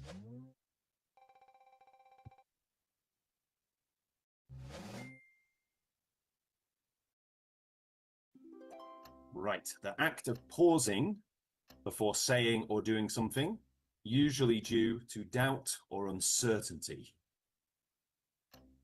So when we sort of, pause. Hesitation. Very good. Hesitation. Good job, guys. Well done. So I'm sure in the IELTS test, hesitation is something that we want to try to avoid if we can. The edible seed or fruit of a cereal, such as grass, or of a cereal grass, such as wheat, rice, or corn. Grains. Yes, we're talking about grains of rice, grains of wheat.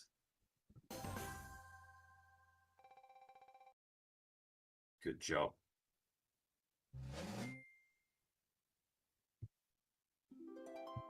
All right. A style or method of cooking, especially as characteristic of a particular country, region, or establishment. Cuisine. Cuisine, yeah, cuisine. The type of food from a certain country. Great job, guys. We're doing really well.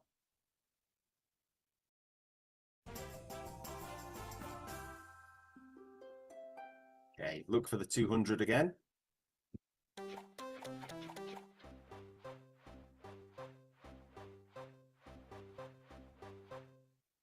So A, B, C, D, or E.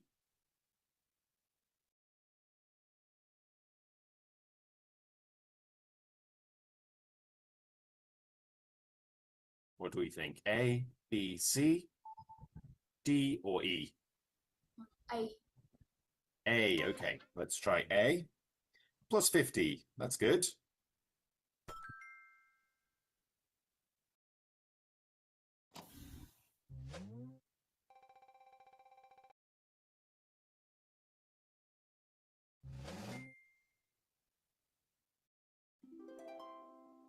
A member of a class of rural agricultural labourers, sometimes legally tied to the land they work on and subject to the control of their employers.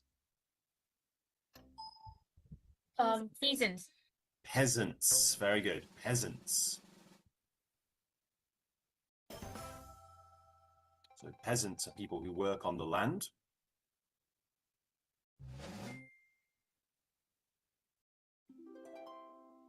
The state of having access to a sufficient and safe supply of food that meets dietary needs. Food secure. Food secure. Very good. So if you're food secure, means you have a safe supply of food. You're not worried about going hungry.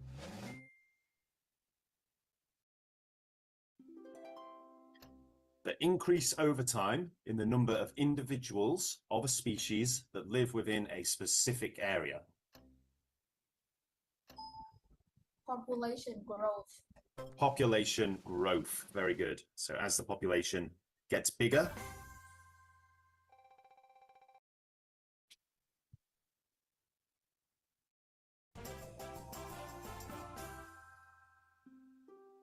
right, good stuff. Let's try a bonus round.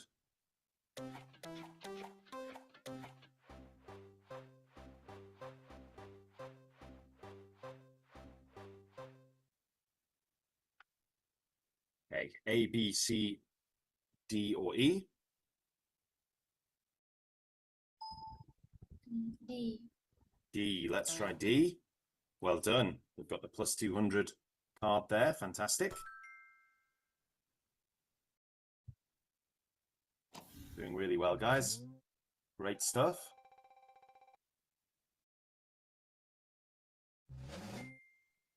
Question 16. The expansion of a nation's control or influence outside of its borders by establishing settlements, taking control of other nations, and exploiting resources. Colonial expansion. Colonial expansion. Yep. Colonial expansion.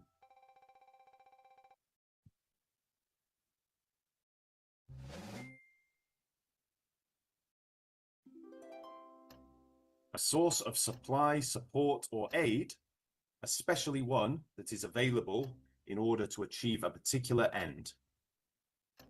Let's have double score for this one. Resource. Resources. So it's pluralized here. Resources. Okay. Resources.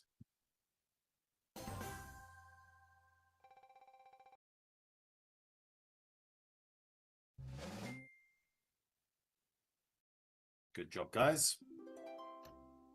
An extreme scarcity of food, usually caused by crop failure, war, or natural disaster, leading to widespread hunger and starvation. Famine.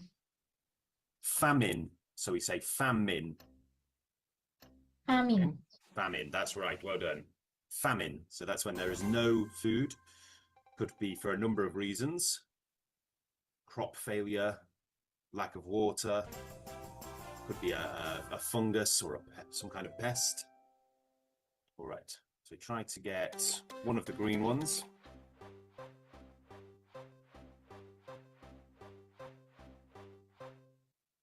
A, B, C, D, or E?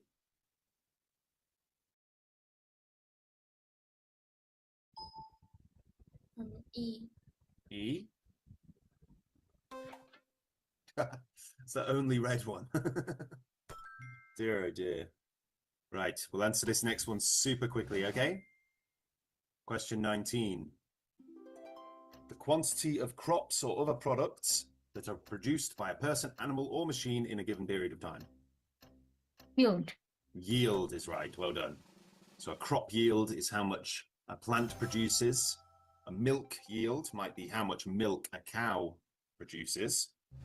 Or you might have a yield from a machine, how much a machine can make in an hour. A condition caused by a lack of essential nutrients, often due to insufficient or unbalanced diet. Malnutrition. Malnutrition is right. We have the prefix mal, which you'll notice basically is used in a lot of bad words like malicious or malaria. A serious event or situation, especially one that ends in disaster or sadness. Tragedy. It's a tragedy. Very good. A tragedy. Good job, guys. Doing really well.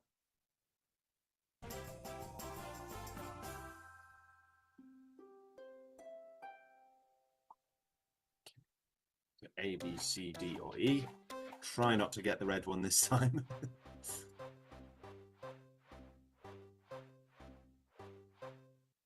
Okay, guys, so A, B, C, D, or E.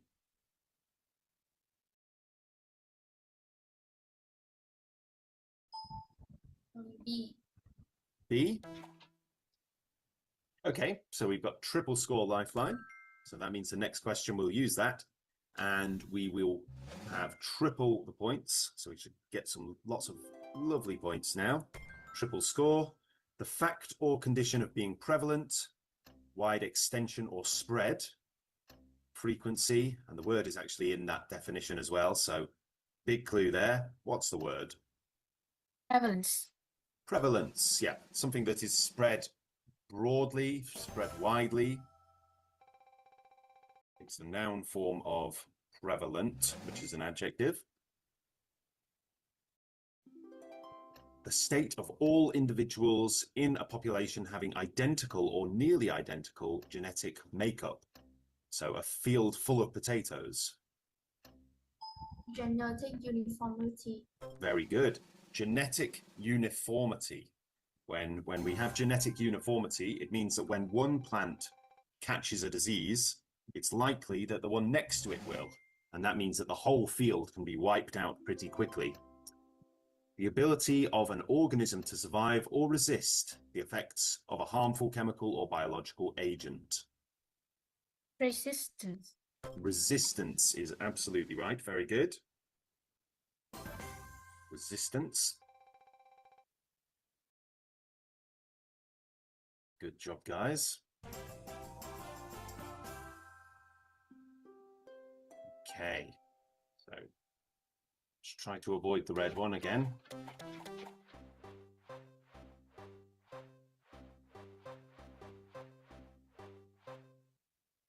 Okay, A, B, C, D, or E. What should we choose? E. E. Oh, no. Okay, minus 200. Dear, oh dear. Okay, it's okay. Still doing very well. Highly destructive or damaging.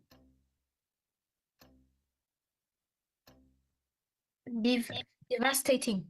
Devastating is absolutely right. Well done.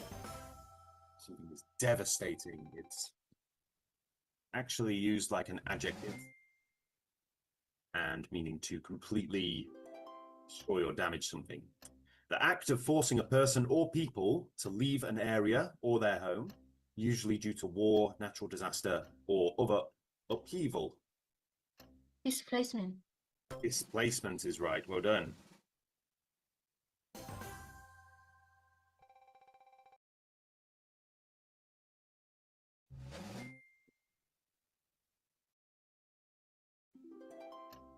able to be maintained at a certain rate or level without depleting natural resources or causing ecological damage.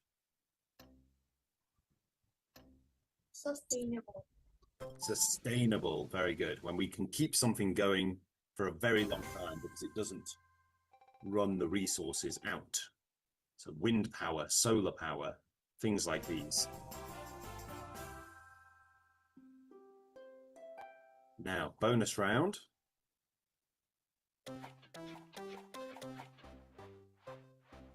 Trying to pick the red one this time. So A, B, C, D, or E.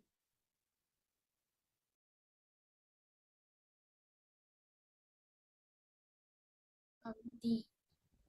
Sorry, could you say that again? D. D. Yes. D for dog. Okay.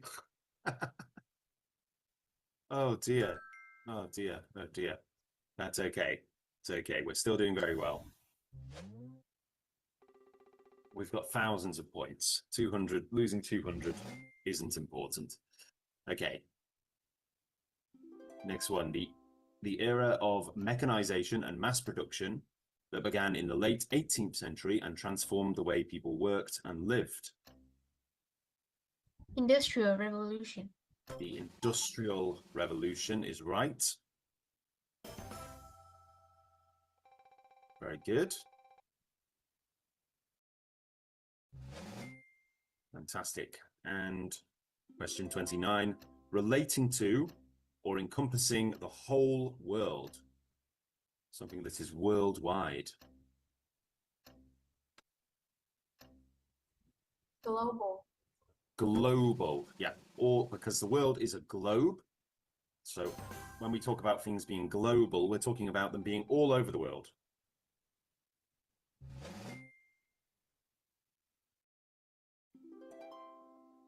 Significant events or stages in the development or progress of something.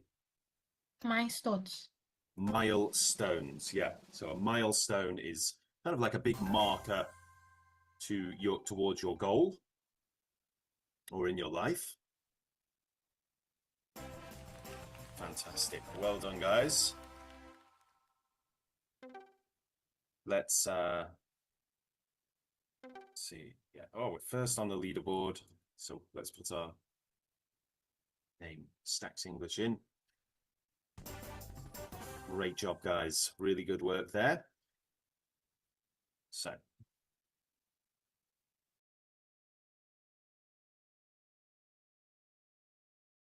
Okay. Right. Great work, guys. Doing really, really well. Let's try the reading quiz. So there's lots of other games we could do. We need to learn the vocabulary further. Let's try the reading quiz, though. Okay, so this time, what we're going to need is the transcript ready. So there's 12 questions. So what we'll do is we'll duplicate this tab and we will open up the transcript as well so that we can look for the answers when we need them. Or of course, we could click up this up here. So the first question, we'll go through this in just now. Potatoes have played a significant role in our history beyond being a dietary staple. Is that true, false, or not given? True. True. Yes, it is. Very good. So it makes it quite clear there that it does.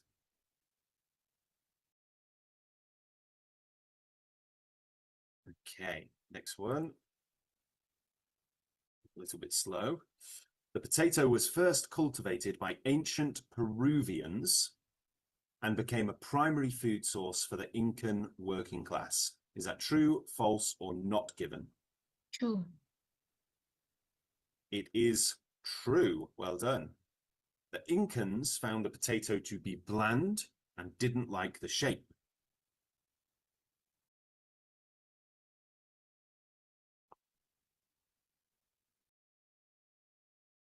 What do we think? Let's have a look at the transcript, okay? So when you're doing the IELTS reading test, what you want to look for a question like this is something like this, the Incans, because the Incans, you can't pluralize it. You can't, you can't synonymize it. You can't change it to something else, okay? We could also look for potato, but of course the whole thing is about potatoes. Or we could look for the word bland or a synonym of bland. So you might find the word tasteless or something like that. Or you could look for a synonym of didn't like the shape. So you might see a sentence that says irregular shape or unusual shape. But I think the easiest thing to do is look for the Incans and see if we can find something in here about the Incans and see if it mentions that they didn't like the shape or the taste of potatoes in the beginning. So let's have a look. So we can see here obviously lots of things about potatoes. What we want to look for is Incan, so we can see lots of mentions of nations here.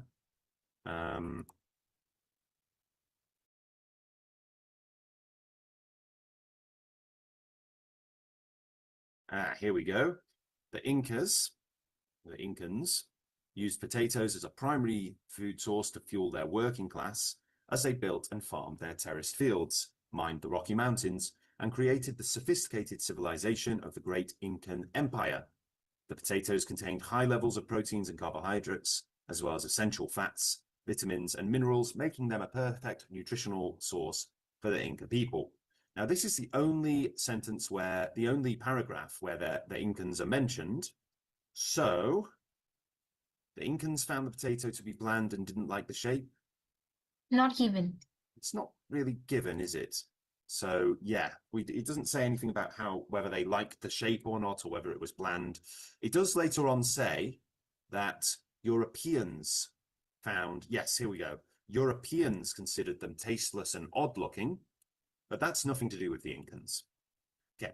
It took 300 years for the potato to become a major food staple throughout Europe, mostly eaten by lower classes. True, false, or not given?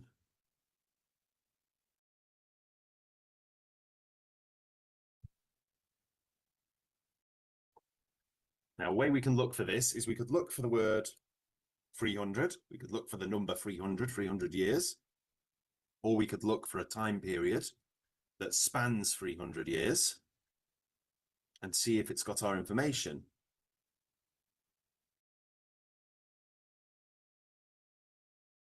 We might also see something like 3 centuries, something like that. So I can't see 300 in there anywhere. But the question is, it took 300 years for the potato to become a major food staple throughout Europe, mostly eaten by the lower classes. Maybe we could look for something related to Europe. So let's look out for the word Europe. So we've got European countries here. And this is talking about the potato famine. It doesn't mention anything about 300 years. We've got Europe here. Its introduction in Europe in the 16th century helped to solve food shortages, especially during famines. So on and so on and so on. Yep. Some other stuff about, well, you can see European countries mentioned here. But it doesn't seem to mention anything about 300 years. And then up here, we've got Europe again. At first they were met with hesitation as Europeans considered them tasteless and odd looking. It took a few hundred years for potatoes to become a major part of European cuisine and for people to discover their nutritional value. So, does it say 300 years? Does it say No. that people only ate them if they were lower class? It doesn't really say, does it? So it's not given specifically. Next, we've got cheap and nourishing. Potatoes helped peasants become more food secure. True, false, or True. not given? Yes, True. I think we can remember that from the words like peasants and the words like food secure. French fries were actually invented in Belgium. True, false, or Not not? given. It's not given, but it is actually correct. That is actually a fact, but it's not a fact that's mentioned here. So we've got to put not given. Food security led to steady population growth and the formation of the British, Dutch, and German empires. True. It is true. Very good. The Irish potato famine led to over 1 million deaths and 2 million departures from their homes. True. False. True and false. So some are saying true, some are saying false. Let's have a look. So let's have a look for where we've got information on the potato famine. Here we go. We can see the word 2 million here. Not all European countries flourished. The Irish potato famine led to over 1 million deaths and 2 million departures from their homes. One of the contributing factors to the potato blight was actually over-reliance on the potato as a crop, providing more calories per square meter of farmland than any other crop. It goes without saying that monocultures of potatoes began to pop up everywhere. So is that true, false, or not given? True. It's true, yeah. Despite this tragedy, the potato eventually recovered and Europe's population continued to decrease. Not even. It is given. False. It's false, yeah. And do you know why it's false? From one word, decrease. So you have to read the question very carefully because you can see here, down here, despite this tragedy, the potato eventually recovered and Europe's population, especially its working class, continued to increase. So it's almost word for word, except for this little bit here, decrease. So that's why you have to read the questions very, very carefully. Make sure that you're not just looking for general trends, you're looking for the specific message that is being given. All right. With the Irish migrant influx, Europe had a huge, sustainable, and well-fed population that helped man the emerging factories of the Industrial Revolution. True, false, or not given? Not given. It is given. True. So you think true? No, it is true. So let's have a look at that. So again, we can find words that have no synonym. So Irish isn't really something you can turn into a synonym. You might say people from Ireland or something like that, but generally we're going to say Irish. Europe is quite the same. An industrial revolution is probably not going to change either, nor would a word like factories. So we can see it right here. With the Irish migrant influx, Europe now had a huge, sustainable and well-fed population. The potato played a key role in the Industrial Revolution. It fed the growing urban populations and provided cheap energy to power the factories. So yes, very good. Potatoes were not able to be grown in some parts of the world. True, false, or not given? False. False. It's not false, I'm afraid. Not even. Now, unless it specifically says potatoes are able to be grown everywhere in the world, which is, we know is not true because you can't grow potatoes in Antarctica, for instance. Unless it says that, then it's not false. And unless it says that they are able to be grown, unless it says specifically that, then it's false. And unless it says the opposite, that they can be grown everywhere, so that they can't be grown everywhere, then it's true. So we're probably looking at true or not given, but it's not, it's not mentioned. Without the potato, many significant milestones in world history would never have occurred.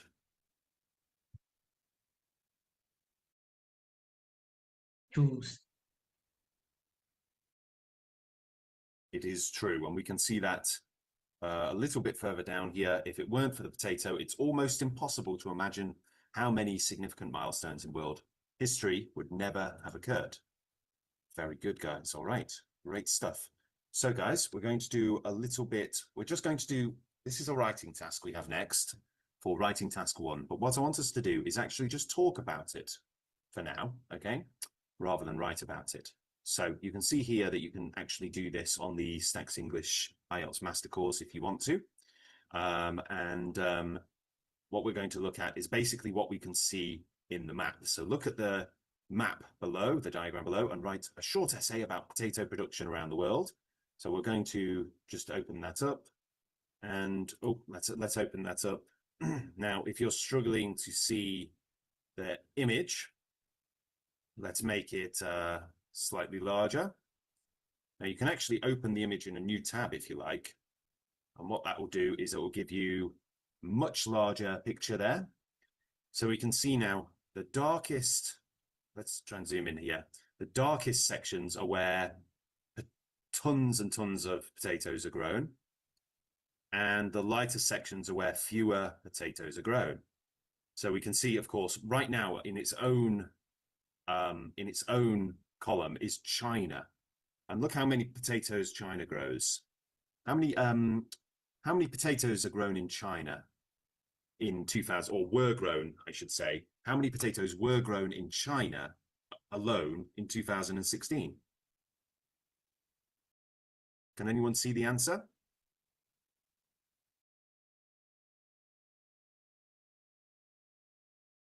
Look over here, guys. How many potatoes were grown in China? Well, how many tons of potatoes, I should say? How many tons of 9 millions. 99 million, yep. Now, if you want to simplify that, you can say nearly 100 million, rather than, saying the whole thing. Okay, so let's look at that map for a second. Now, usually when we're looking at a map like this, and we're looking at statistics like this, it's a good idea to group the countries into continents. So we can see we've got Africa here, okay, Europe here, we've got Asia over here, North America here, and then South America down here, and Oceania over here. Just broadly, which continent produces the fewest potatoes? Which continent? Is it Europe, North America, South America, Oceania, Africa, or Asia? Asia. No, Asia produces quite a lot, actually. Because if we look over here, we've got China, which produces the highest number of tons of potatoes. Okay. And then we've got India, and that's very dark as well. So we can see that India produces lots of potatoes. And then over here, it's a little bit lighter, but it's still relatively dark. Mongolia over here produces a very, very small amount compared to China. But then Asian Russia produces quite a lot of potatoes. So Asia actually produces quite a few. And then you've got Central Asia over here, and they produce quite a lot as well. So Asia is actually one of the major producers of potatoes. Which continent produces comparably very few potatoes? Which is Teacher, the... which Sorry? area with the white color? Yes, you want to look at the areas with the lightest colors. Ignore the gray areas, because the gray area means that we don't know. It might be because there's very, very few, but we don't want to assume. So ignore the gray areas. Look for the very light colors. Look for yellows and oranges, not for dark browns. So which area, which continent produces the fewest potatoes comparably?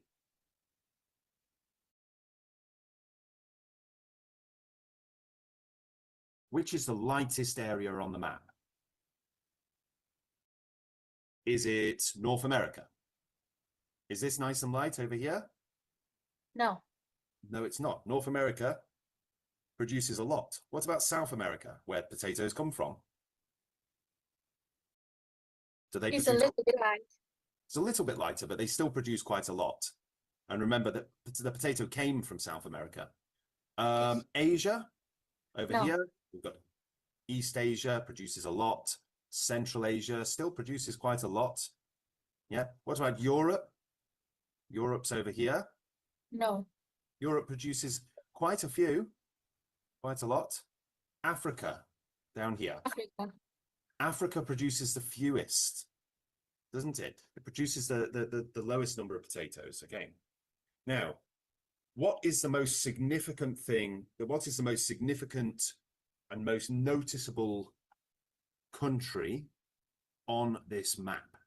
Because there's one country that stands out more than any other.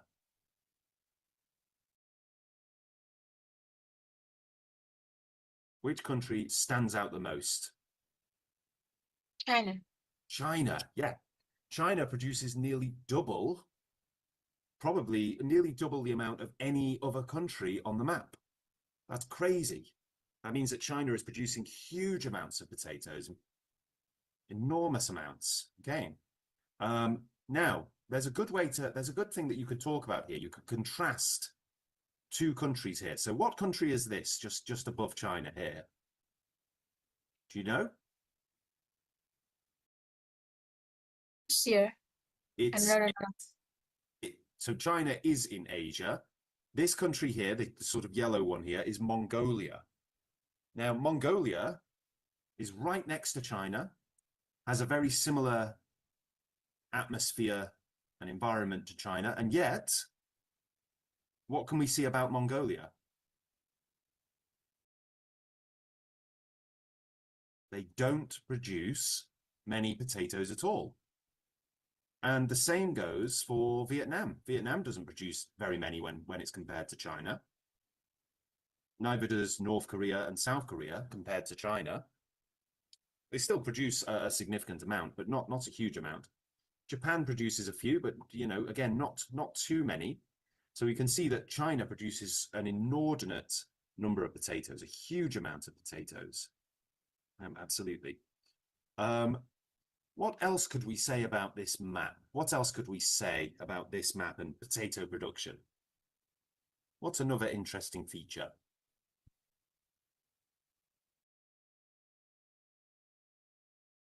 Let's look over here.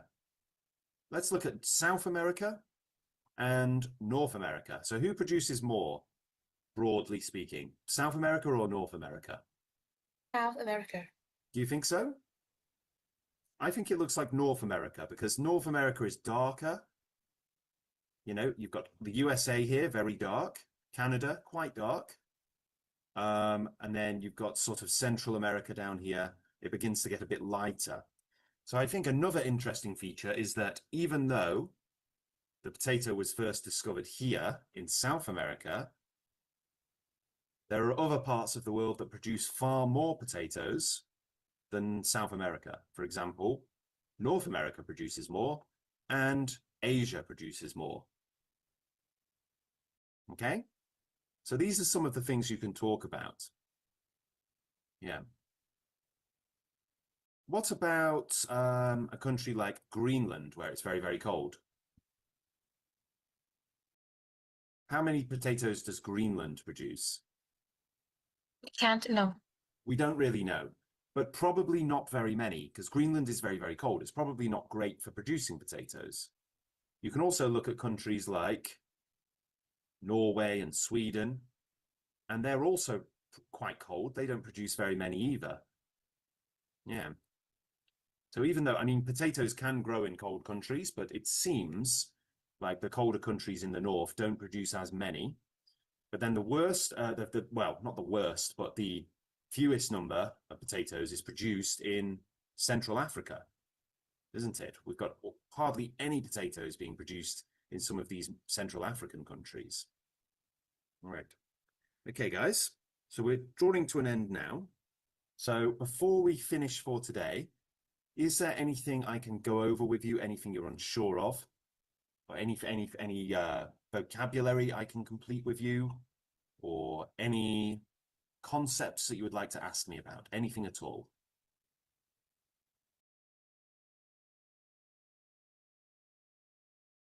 No. Okay.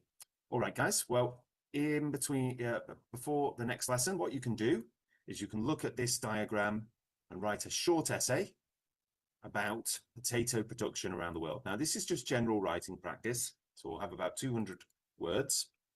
Some tips here are remember to use the past tense because this map is from 2016. Remember to mention both countries and continents. And if you don't know the countries, there is a link here where you can practice your vocabulary and learn the countries.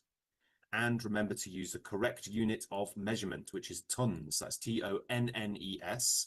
That is actually different from T-O-N-S. There is actually a different.